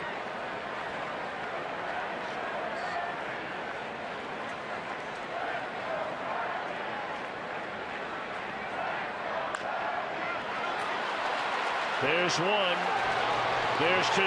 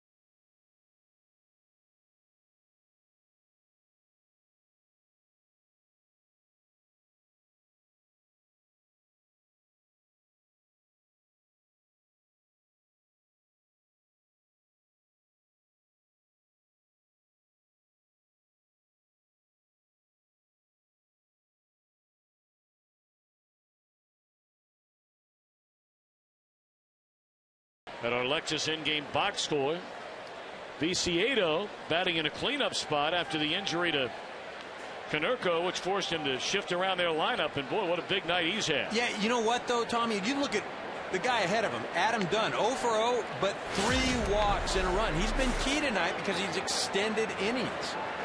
And, of course, those guys in the middle are going to be driving in runs. Guys at the top got to be getting on base. De Aza and Beckham have been on 3 times in 6 at-bats.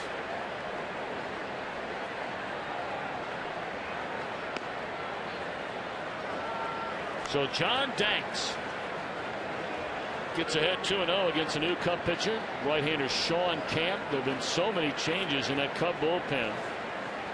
Carlos Marmol was our closer at the beginning of the year, and after another blown save in early May in Cincinnati, that was all for him. Shortly after that, injured his hamstring, went on the DL. Mentioned Kerry Wood announcing his retirement. Walked off the mound yesterday for the final time after striking out the only batter he faced.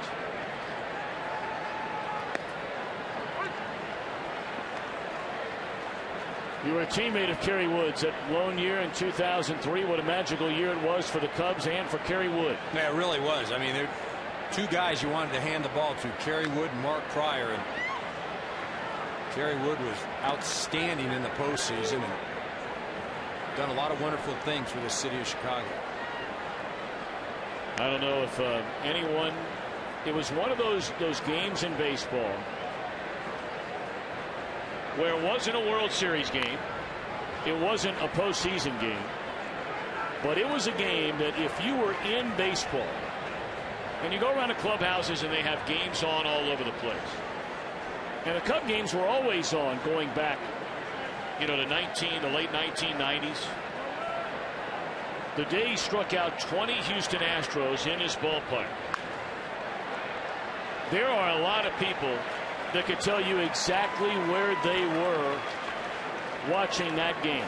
And then yesterday brought out the lineup card. The word had already leaked out that after his next appearance, Buster Strode, a long-time bullpen coach, and then he walked off the mound. His little boy came sprinting out into his arms. Kerry said he couldn't talk for 10 minutes. I mean, really, no better way to go. It really isn't.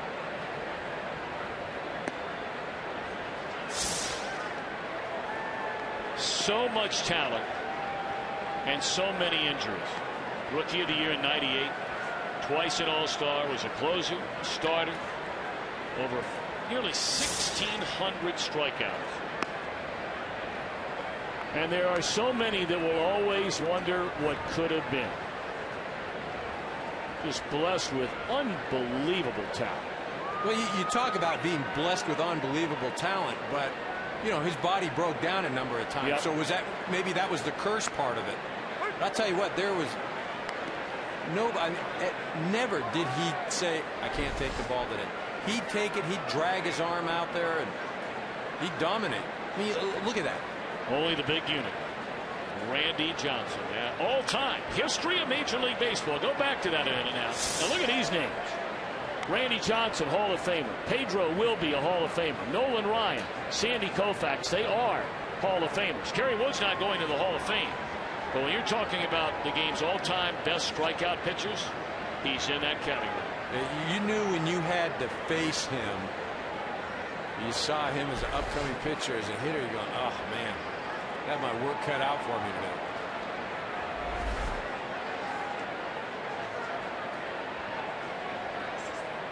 See, De Aza hitting that ball off of his right ankle. That's more like right shin. That'll leave a mark. That hurts like heck. Because it's right bone. It's on bone. Now you've got it's weight bearing. And that's what every good pitcher will do. Go right back in there. Because as a hitter, you're thinking, look, I'm all for getting a hit here, but I can tell you one thing. I'm not putting another ball off my leg. And then that pitcher throws one down and in, and you're just talking to yourself right now. Can a guy get a ball up and away right now? That's what you're saying if you're De Aza.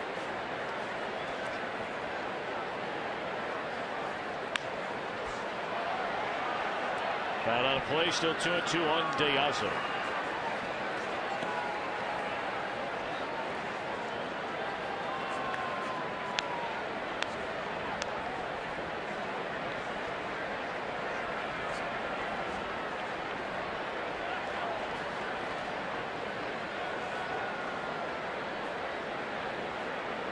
Fifteenth pitch.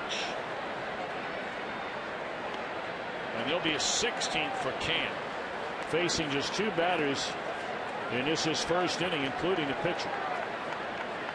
A rare off night for Ryan Dempster. Allowed 4 earned runs in his 6 innings.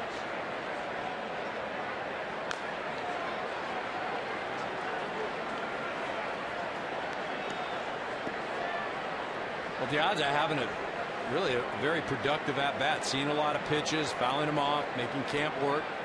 Again, go back to our pregame discussion with Robin Ventura. He said, Piazza gives me a professional at bat. Works the count. The next pitch will be the 10th pitch in this at bat. Hey, are you singing "Take Me Out to the Ball Game" tonight? I'm not going to do that. I think we've got. If they did ask you, would you do it? I did it once. All right. Okay. All right. They you were a player? No, I was not a player. Only kidding. 10 pitches to get him out. Well, next Sunday, NASCAR on Fox. Comes from Charlotte. Fox Sports proud to bring you exclusive coverage of Sprint Cup Series racing.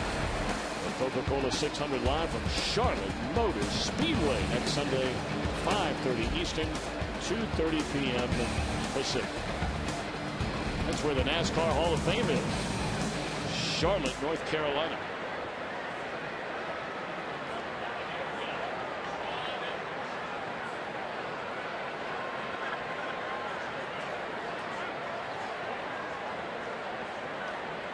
Two outs in the inning. Rookie Nate Jones begins to crank it up. And the White Sox bullpen. You brought it up earlier. Like, they got 3 rookies down there. For all intents and purposes, you could almost throw in Zach Stewart. He's a little more than a rookie. But boy, those are some live arms down there. Yeah, well, that's the thing that's allowed them to be successful.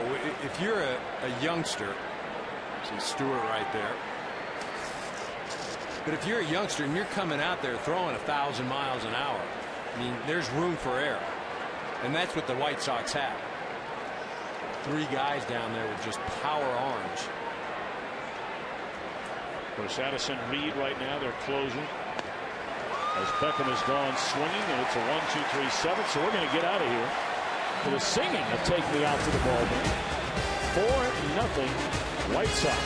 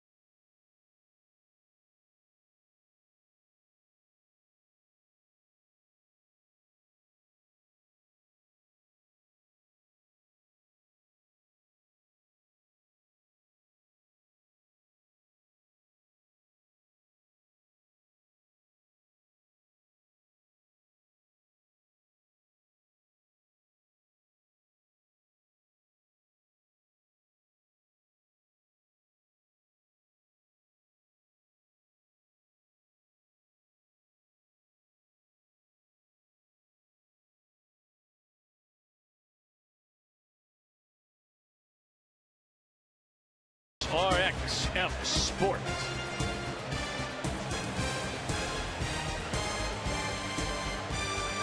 Well, John Danks climbs the hill here for the last of the 7th inning. By far his best start of the year. We're talking about a guy who came in with an earned run average. Granted, only 8 starts, but in 47 innings, had allowed 34 earned runs. The ERA of almost 6.5 per 9.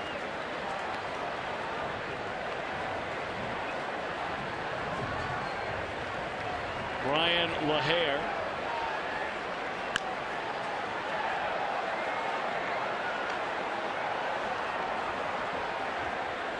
Well, you see, we look at the hot zone for Brian LaHare.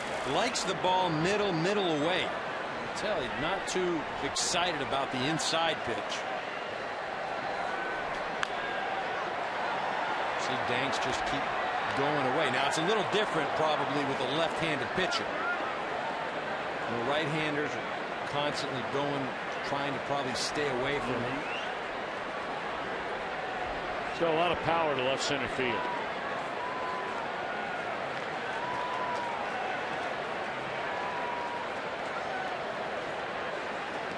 Well, he's kind of cooled down. He had a great April.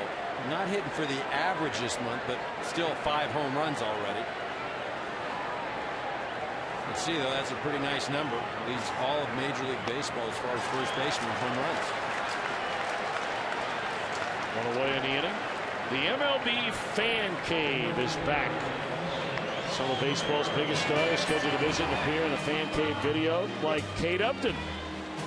She was by last week. She stops by, I might move in the Fan Cave. Follow at MLB Fan Cave on Twitter and like the MLB Fan Cave on Facebook. The night is over for John Danks. Only 83 pitches and coming out of the game. Wow.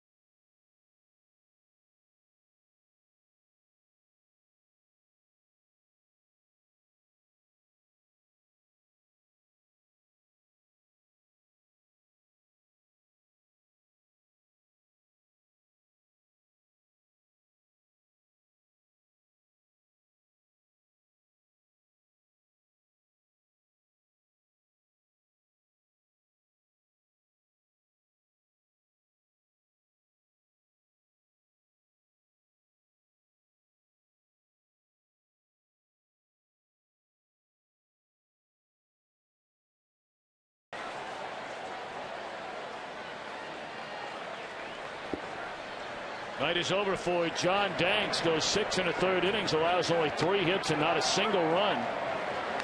But Robin Ventura comes out to get him. They're taking over now on the mound. Well, they're very excited about this young right-hander, Nate Jones. And promptly gives up a base hit.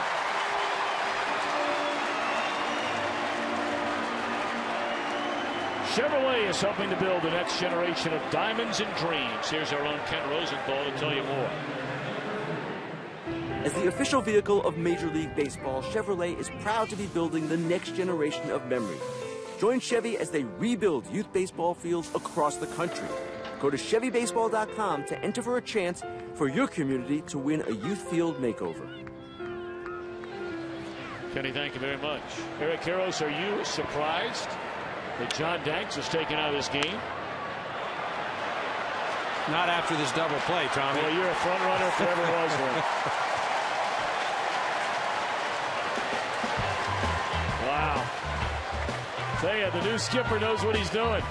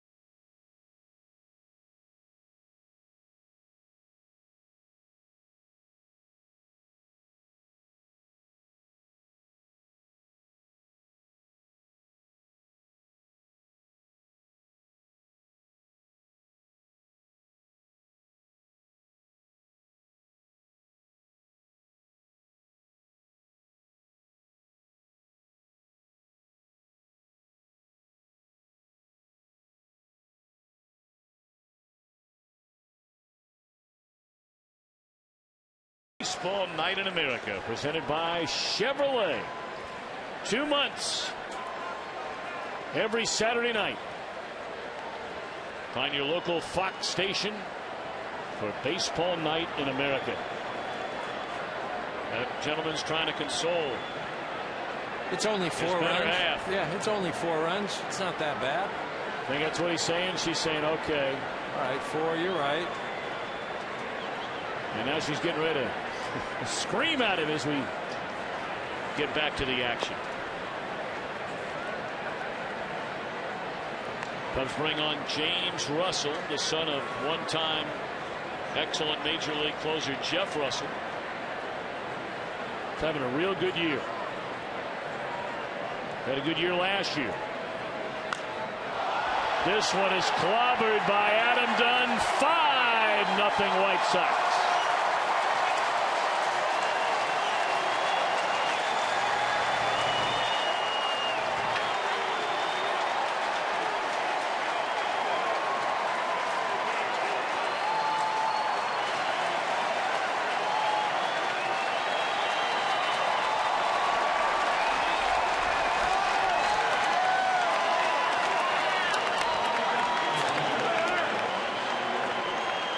This pitch is right down the middle, a little bit out over the plate. Adam Dunn knows right when he hits it, that sucker's gone. Adam Dunn having a nice night. 3 walks, a home run. Stays behind the ball. No question, he can hit him as far as anybody in this game. That is his second home run this week by Dunn against a left-handed pitcher. 2 of them this week. He hit 2 off of left-handers all of last year. Tommy, do you remember the keys to the game? Yeah, well, let me refresh you. Believe me, I was here with you about 12:30 today. You were. That's 6 hours of studying. Get it done. Get it done. DUNN. Well, I'll tell you, I'm going to start showing up about 6.5 hours before every game. You know what? I like it. I'll be right there with you. Count me in. Well, you go back to 2004, and Albert Pujols leads in every category. And the home run ball. Adam Dunn, number 2. Most of those seasons playing with the Reds. Where, believe it or not, Dunn was a second-round draft choice by Cincinnati. Longtime major leaguer. Now in his 10th season. Austin Kearns, believe it or not, was drafted in the first round by the Reds ahead of Dunn. Austin Kearns still toiling down with the Marlins.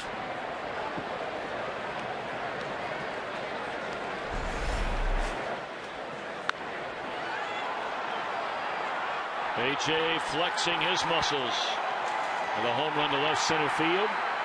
And there's that couple we wondered about their future. He gave her that cursory look. Did you notice that? That ball's drilled into left and over the head of Soriano. That'll be a double by Pierzynski.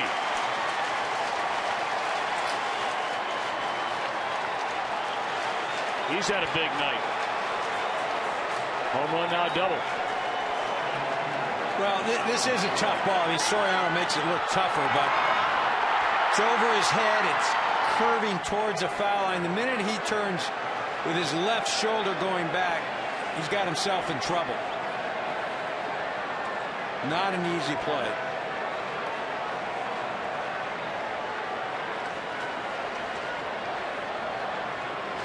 Russell has been one of the only guys that Dale Swain can count on coming out of his bullpen night in and night out. And tonight clearly is not off to a good start. No, especially those are 2 left-handers that have the hits, a home run and the double. Retired Viciedo.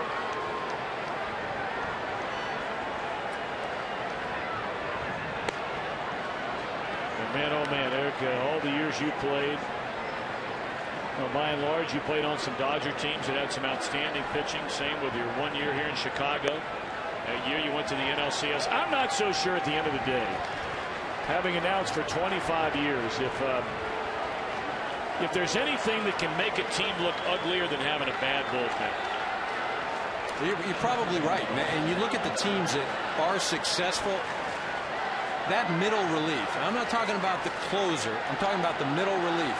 Those guys are usually strong because that's where teams get beat up.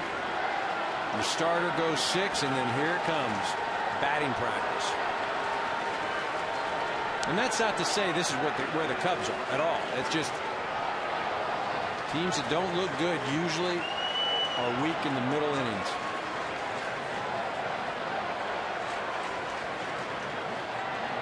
Now Alexi Ramirez, 2 on, 1 out. White Sox leading 5-0, trying to make it back-to-back wins in this series.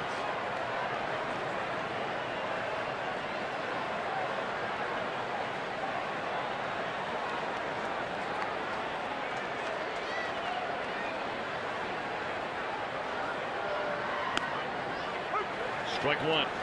Ramirez 1 of 3, singled his last time up.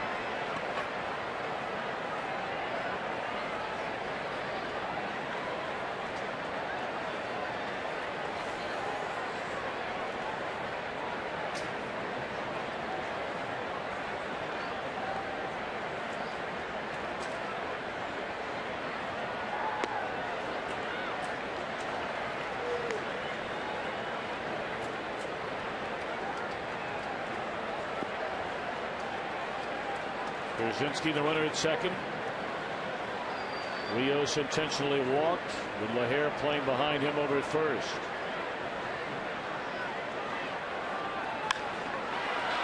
Base hit. They're going to wave around A.J. And he will score without a throw.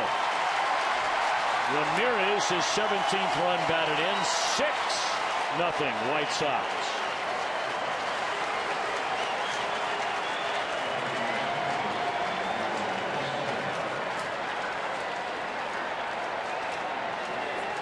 All Dale Swain can do is look on. He does not have a lot of options down there in the bullpen. See A.J. moving around third. But that's where a guy, again, they're coming into the season. They're hoping that Kerry Wood could either be the closer or that 8th inning guy. Marmol, the closer or 8th inning guy. And those two out of the equation.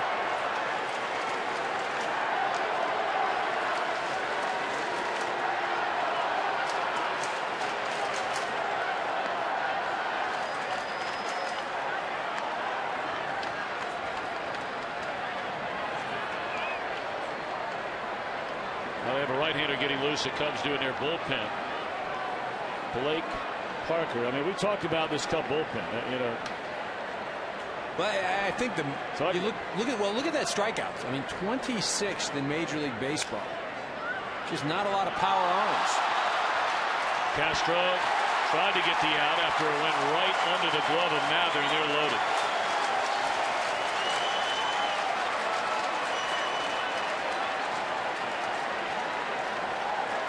That'll be an error charged to the Cub third baseman. See, he just lets the ball get on him. Doesn't field it out in front of him.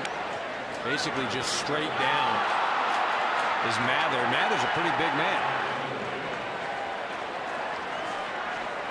So that's going to be it for Russell, who had pitched so well this year. Just a bad night tonight. So they're going to bring in Parker to face the pinch hitter, Brent Lillibridge, for the bases loaded.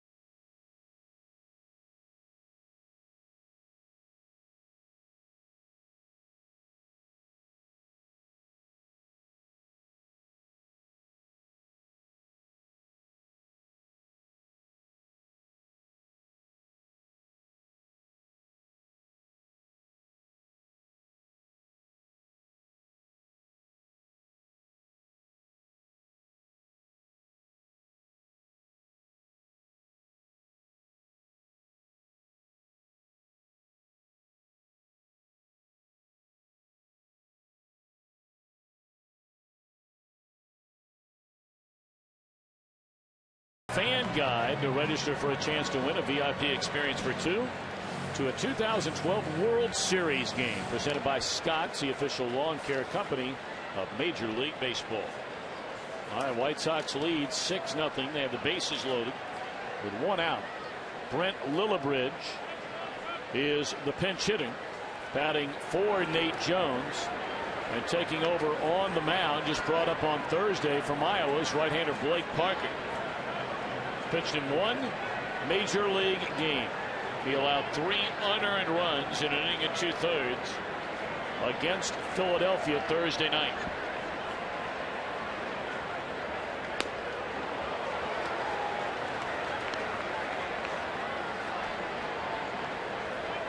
Originally, Parker, a 16th round draft choice in 2006. He's had a very good minor league career.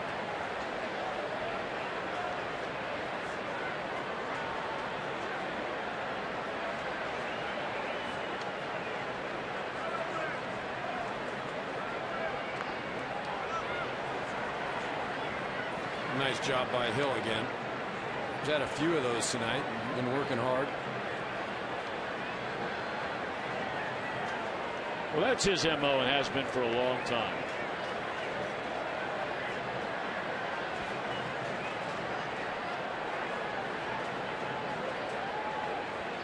Really a chance to just kick the door in here for Lillibridge and the White Sox. 1-1 breaking ball. Well, guys like Parker, and every organization has them. They put up great minor league numbers. They may not be a first, second, third, fifth round pick. He's pitched in over 220 minor league games with a career ERA in the very low 2s. But then you get a non-roster invitee to come into spring training. And boy, when you get this chance with a major league club, you better make the most of it in a hurry. Yeah, you know, and those types of guys, they're workman-like guys that have to be pinpoint control, hit their spots. You can get away with missing your spots in the minor leagues. At the big league level, it's not going to happen. I mean, he doesn't have blow-away stuff. It's not 97, 96 mile an hour stuff. You know, his existence at this level is going to be a result of his command. Bases loaded, 1 out, 1-2 to Lillibridge. Struck him out.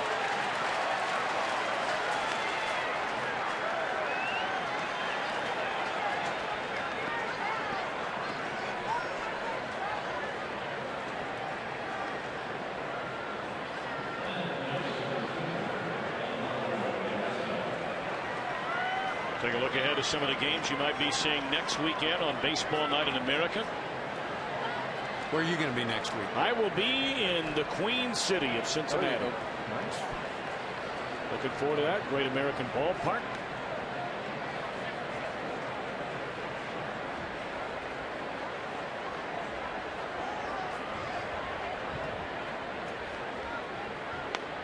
They're loaded for Alejandro De Aza. 2 outs, 2 runs home here in the Chicago 8th inning.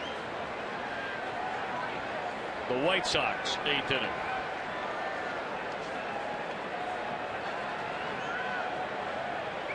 Parker, native of Fayetteville, Arkansas, the home of the Hogs.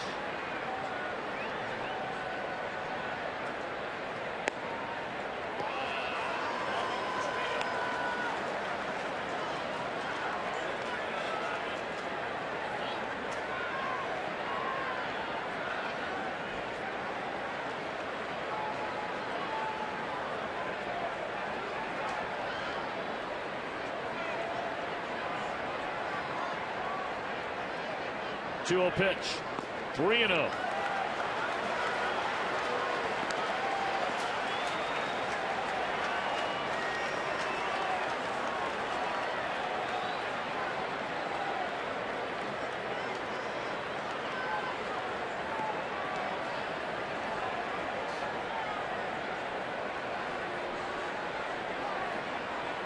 Parker may have something wrong with him.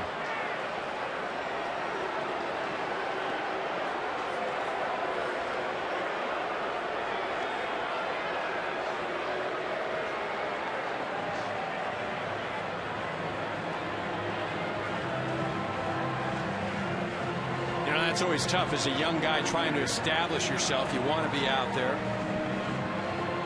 You want to fight through it, but you're usually doing yourself more harm than good.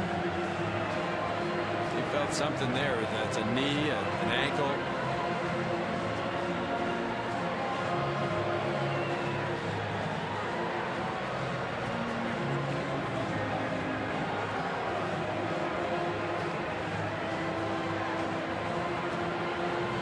Well, Swaim started to walk back to the dugout. And now Parker will walk to the dugout. And now a pitcher has as much time as he needs to get loose coming into this game. We'll be back.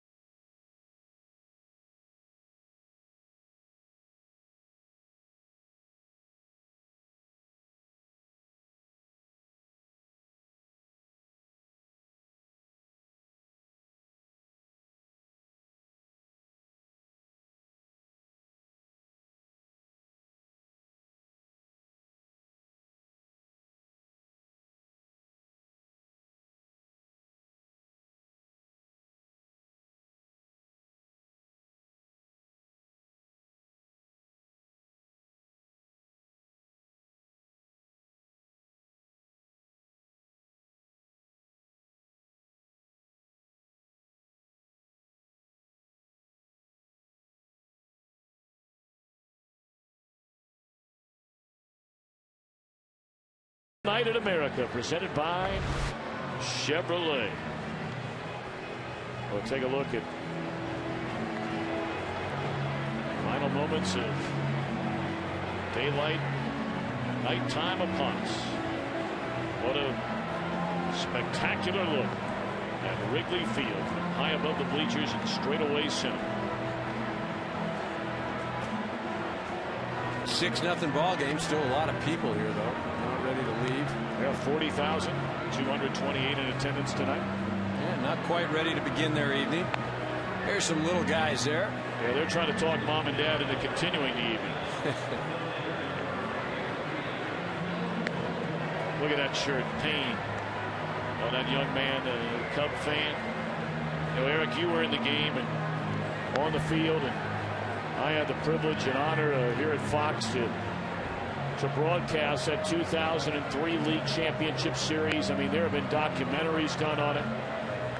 There have been books written about it. I tell you, to be here for games 1 and 2, and then games 6 and 7, especially games 6 and 7. I don't know if I've ever been anywhere quite like it. Now, you really can't explain it and do it justice. You have to have had the experience. And you talk about emotion, and we talked about that at the top of this show. The emotion, the intensity, I've never experienced anything like it. And I was at Game 6 last year of the World Series with St. Louis. And, you know, I would say that rivaled it, but remember, this is emotion that has been pent up for over 100 years. I was going to say, I'm stunned to hear you say that. I mean, this place, they haven't been to a World Series since 1945. When you got in the 8th inning of Game 6, I mean, this place was indescribable. Yeah, no, it was. It really was. You know, it's something that I think about it, and I drop the what if. And it drives me nuts because I look back at the Florida Marlins. What do the people there care about? A World Series championship in 2003. And not to disrespect the fans of the Florida Marlins, but come on. Yeah, this place was, wow, what a scene. What a scene. Last title, 1908. Well, the Cubs now have their 5th pitcher they've used in the last 3 innings. This is Michael Bowden. He walks in with the bases loaded in a 3-0 count. And that walk will be charged to Parker, and that'll bring in a run to make it 7-0.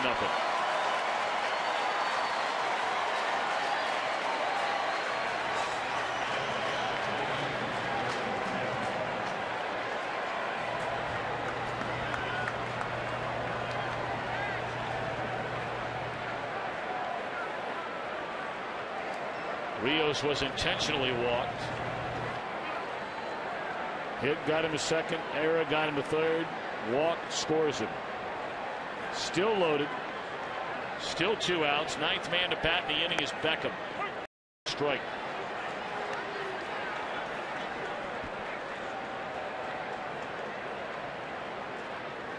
Adam Dunn on deck. Hit a home run to lead off this inning. Beckham get it on. Dunn will have a shot to hit 2 home runs in 1 inning.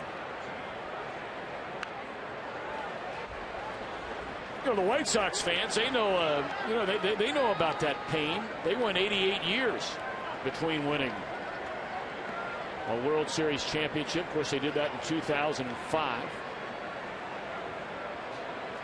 Well, it's one thing to not win. It's another thing to have it right there in your grasp. Yep. And whack.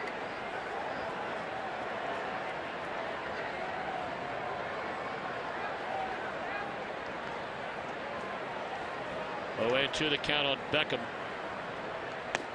Inning over. 9 back, 3 score. Cubs back in the bottom of the 8th inning, trailing the White Sox big.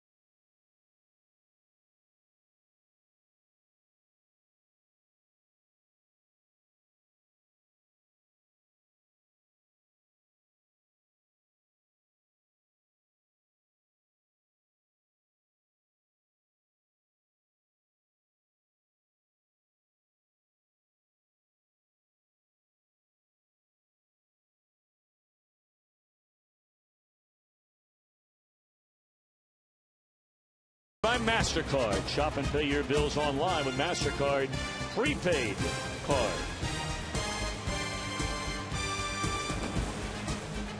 Couple of changes for the White Sox. Lillibridge stays in the game to play center field, part of a double switch by Robin Ventura. And on the pitch is the left-hander Hector Santiago.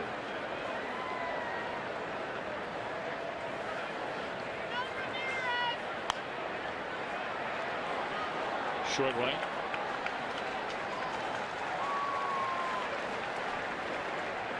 MLB on Fox is proud to support Boys and Girls Clubs of America, a place where you can help youth reach their full potential as productive, caring, responsible citizens. To learn more, please visit greatfutures.org/Fox Sports.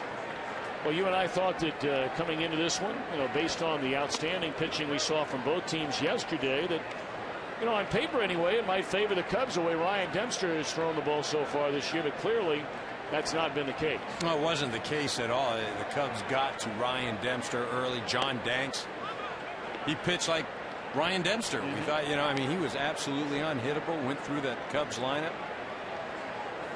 But really, it's been all White Sox tonight.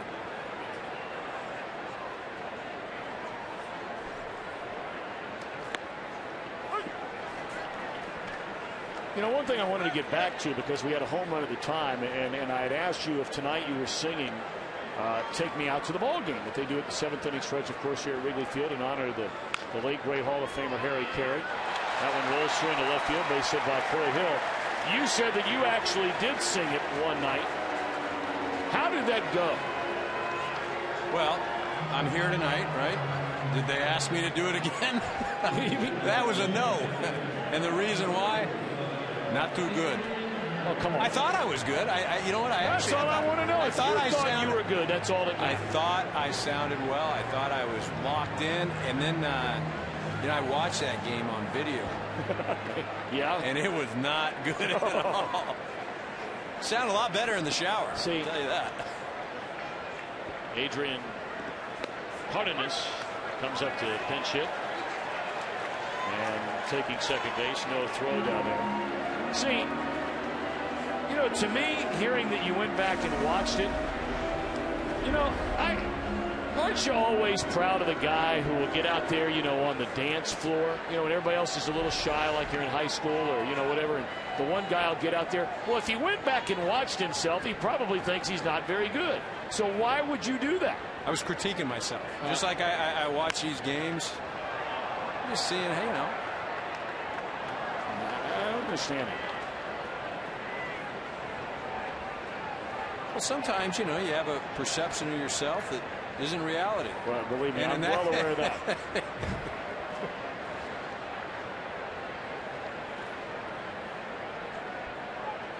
Oh, that 2 to count. Ooh, I did miss my money. Well, I think if we come back here and do a game this summer, and I think you and I are supposed to do that, I think, later in the summer, that I'm going to talk to some of my old Cub friends. See if you can do it. Having you back. I've done it as well, and I knew right away how I did.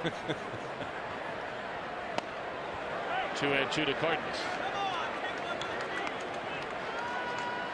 In New Year's broadcasting, who did the best job in the 7th inning stretch? Well, outside of Harry, of course. Right. No. Yeah.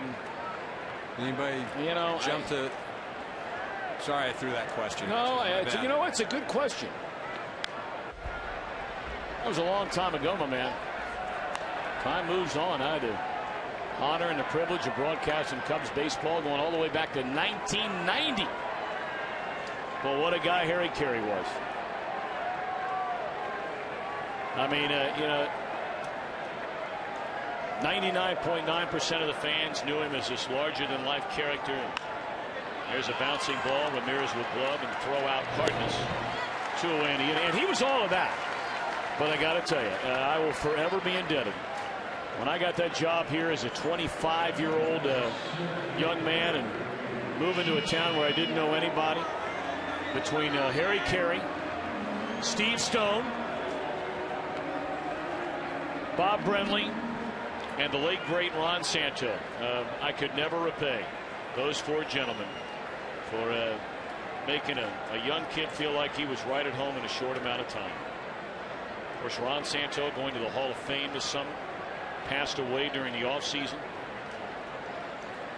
Toughest man that I ever had a chance to meet, by far. And a heart is as big as the Midwest. Forget his heart as big as Chicago. What a wonderful, wonderful, wonderful man who was missed by so many.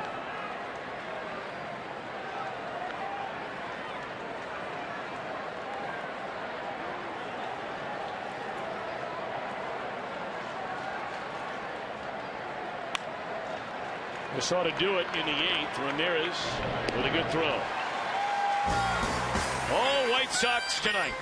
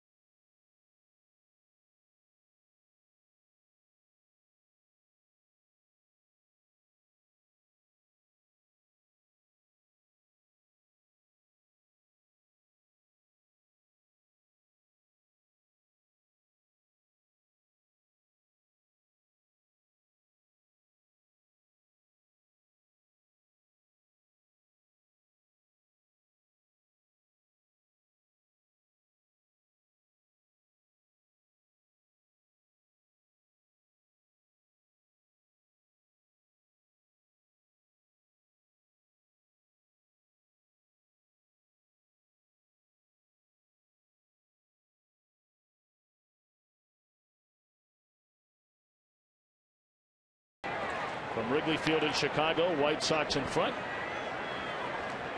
And now taking over on the mound, just brought up from the minor leagues as well, is Casey Coleman.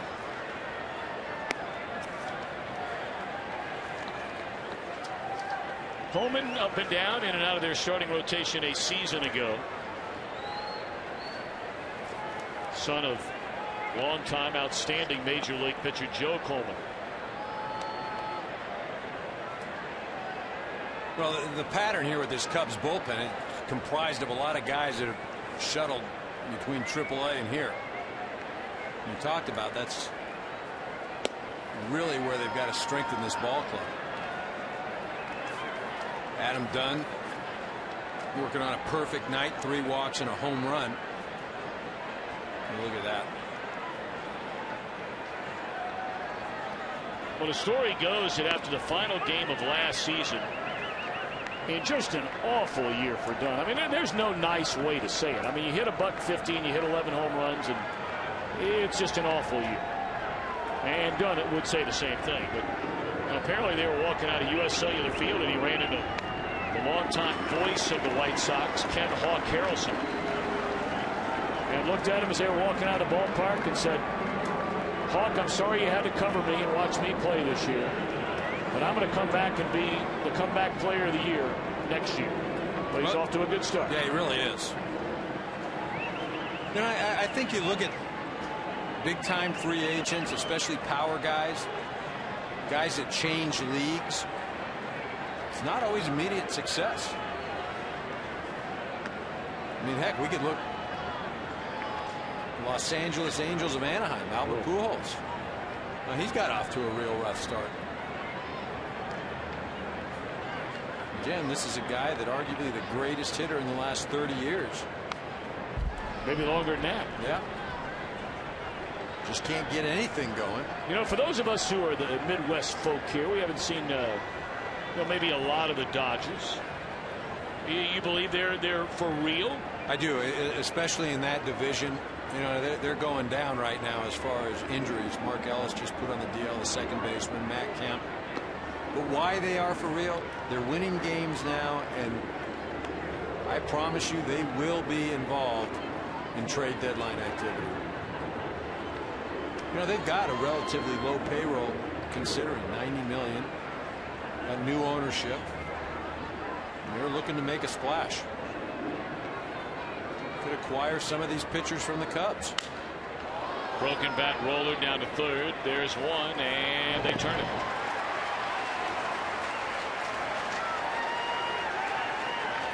Time now for our Burger King smooth plays of the game. They went back to back. Ion Viciado with a man aboard in the third, and right behind him, A.J. Pierzynski. Now, Viciado having a nice night tonight. Early part of the game. 3 RBIs. Well, you're a front runner. That was the early part of the game. Now, look, he did hit into a few double plays. That would be 2 of them. 2 of them, yeah. Well, as I said, he had a nice night at the beginning of the game, you know. He did. Just trying to report the facts, Tommy. I'm not front running. You know I'm just ribbing. I'm just trying to do my job. Well, you made the call, though, on Nate Jones. What did I say about Nate Jones? Well, when I asked you. Well, the double play. That was great managing by Robin Ventura. That was. That's absolutely outstanding. Oh, and 2 on Pierzynski, and it's in the dirt. When you know, Eric, you're playing on a team, and it's not to say all of a sudden the stars align and something that nobody saw coming happens, and that's happened before. Maybe not frequently, but it's happened. When you're playing on a team, maybe like this Cub team, where you know some young guys in the minor leagues might get a chance this year, where it looks like you might not be a contending team. How tough is that to play for a club? You're a veteran guy. No, I'm telling you, it's tough to come to the park. And to try to explain that to somebody that is not playing baseball, it's very hard, because all they see is, oh, you're getting to play Major League Baseball. Boy, that's great. But I'll tell you, if you're out of something come June or July, it becomes very taxing. You know, and the reality is, it is a job. It's a great job, but it's a job. Inning over. Comes the bat at the bottom of the ninth. A touchdown will tie it.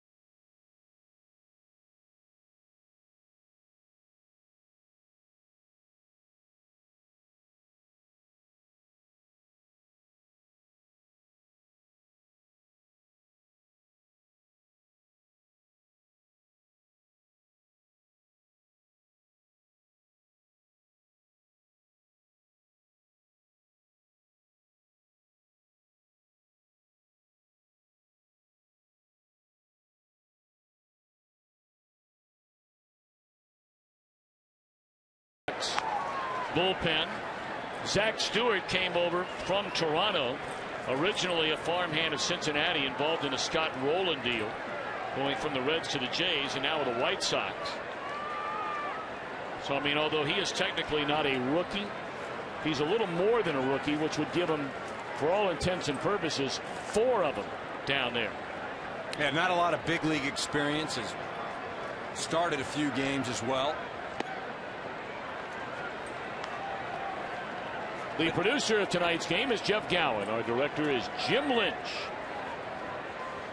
Our associate director, Robert Swasby, and our associate producer is Andy Cavanaugh. There's a base hit into center field by Darwin Barney. Chicago's very own, our technical producer tonight, Craig Marlowe. Pre-game show directed by Mark Deaver, and the coordinating producers, Mike Santini.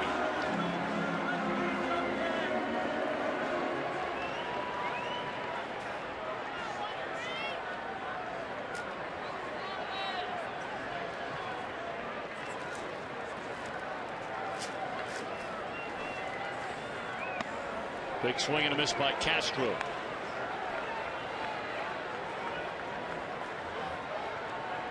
I'd like to thank Ethan Cooperson up here in the booth and our entire Fox crew. It's always a great spot to come, whether we're on the north side at Wrigley Field or the south side at U.S. Cellular Field.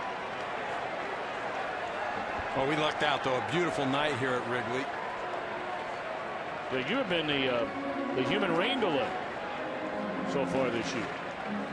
I have. I've had some struggles, but I will say I was also fortunate enough to catch these White Sox in Seattle. Phil Bumber on the mound, and perfect game.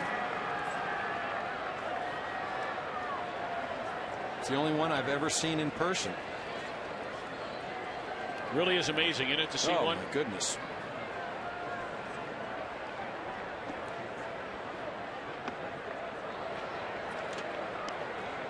There he is. He pitched well yesterday. And he just dominant that day, too, against Seattle. It wasn't as if he was escaped a few jams or counts or guys hit some balls hard.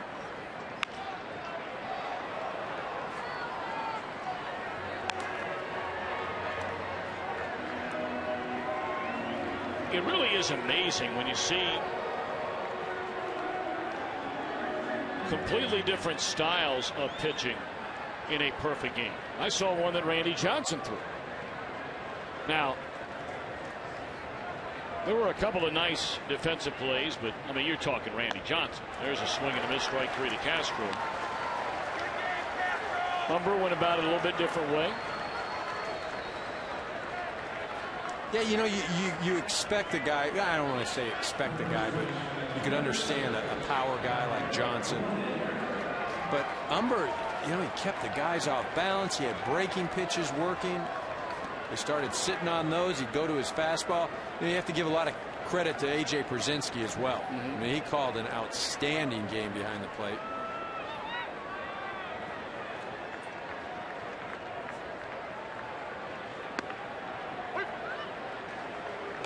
And then he was sweating on that final out when that pitch got away from him.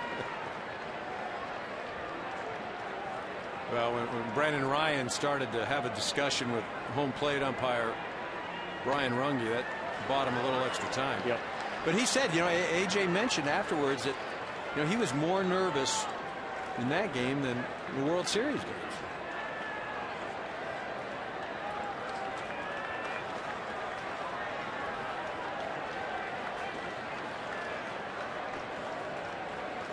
Oh, and 2 to count on Brian LaHare. Foul out of play.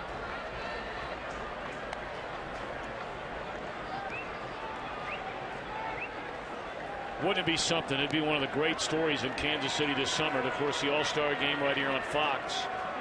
If LaHare can find that same stroke he had the first month of the season and somehow, some way find himself playing for the National League All-Star team after 9 years in the minor leagues, Cubs are down to their final out.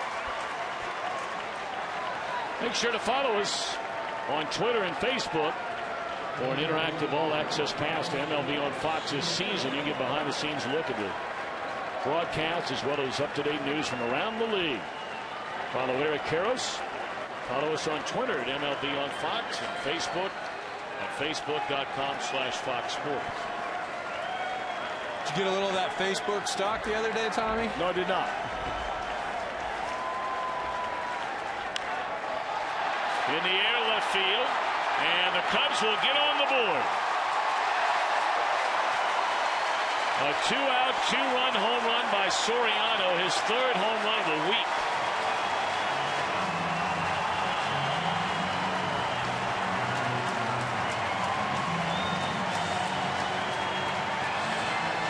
First thing that ladies had to be excited about all night long.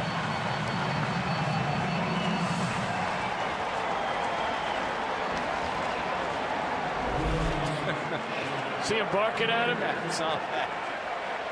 You see this pitch just hanging over the inside part of the plate. AJ wanted it outside.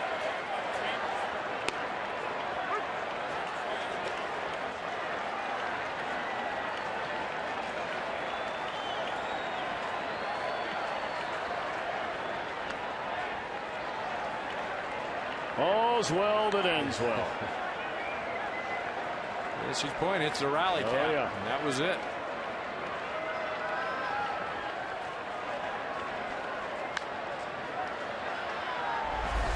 This is after the homer. Look at her trash talking him. Yeah.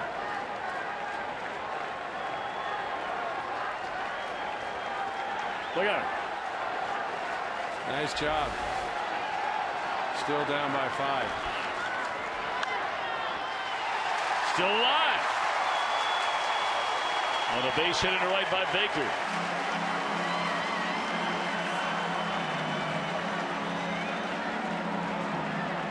I've had enough of that hack.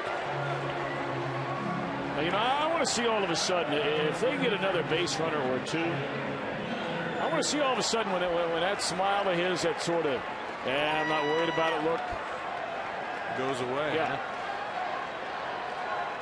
We're probably 2 more hits away from that. At least. Not even within slam range right now.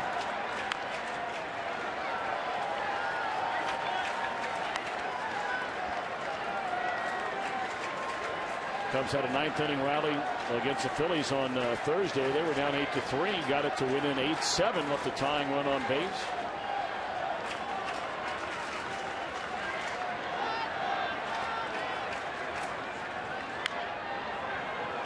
Well, now they're down to perhaps their final strike.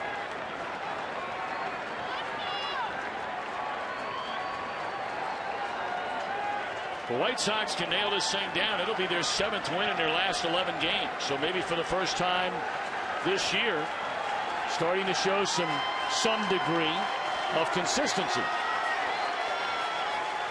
And really, it should have been 8 out of 11. Hey, that 6-0 lead that they gave up in the loss to the Tigers. Well, as you mentioned earlier, nobody running away from anyone else in that AL Central. People have talked about the Tigers, but the longer Chicago stays close, becomes one of these things where why can't we win this thing?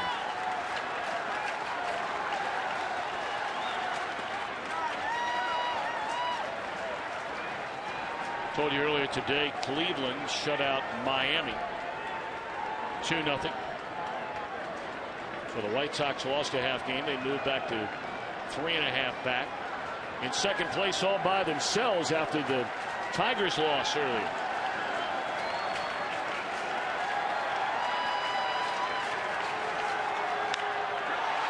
Hammered into left field, and that is another 2-run home run.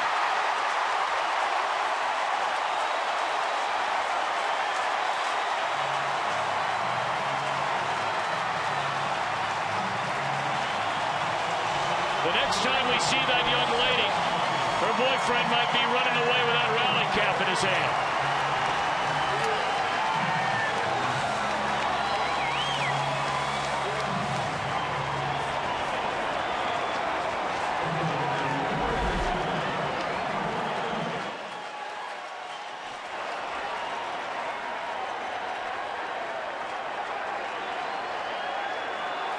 Mather getting nice extension there. No question about that.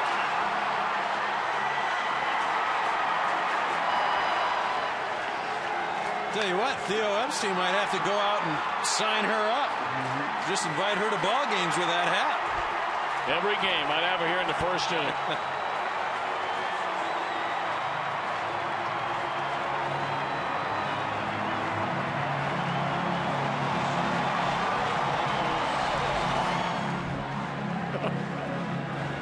Great stuff. Oh, of course, except if you're Mr. Stewart. Well,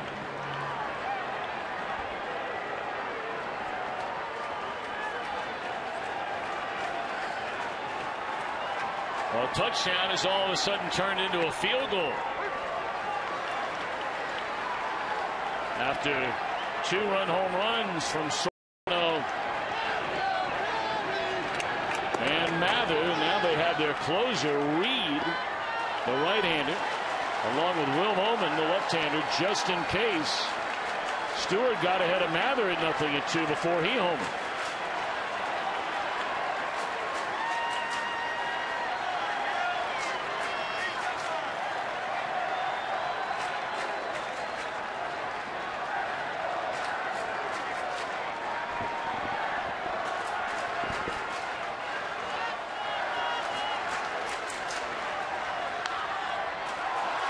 Beckham charges, and that is out.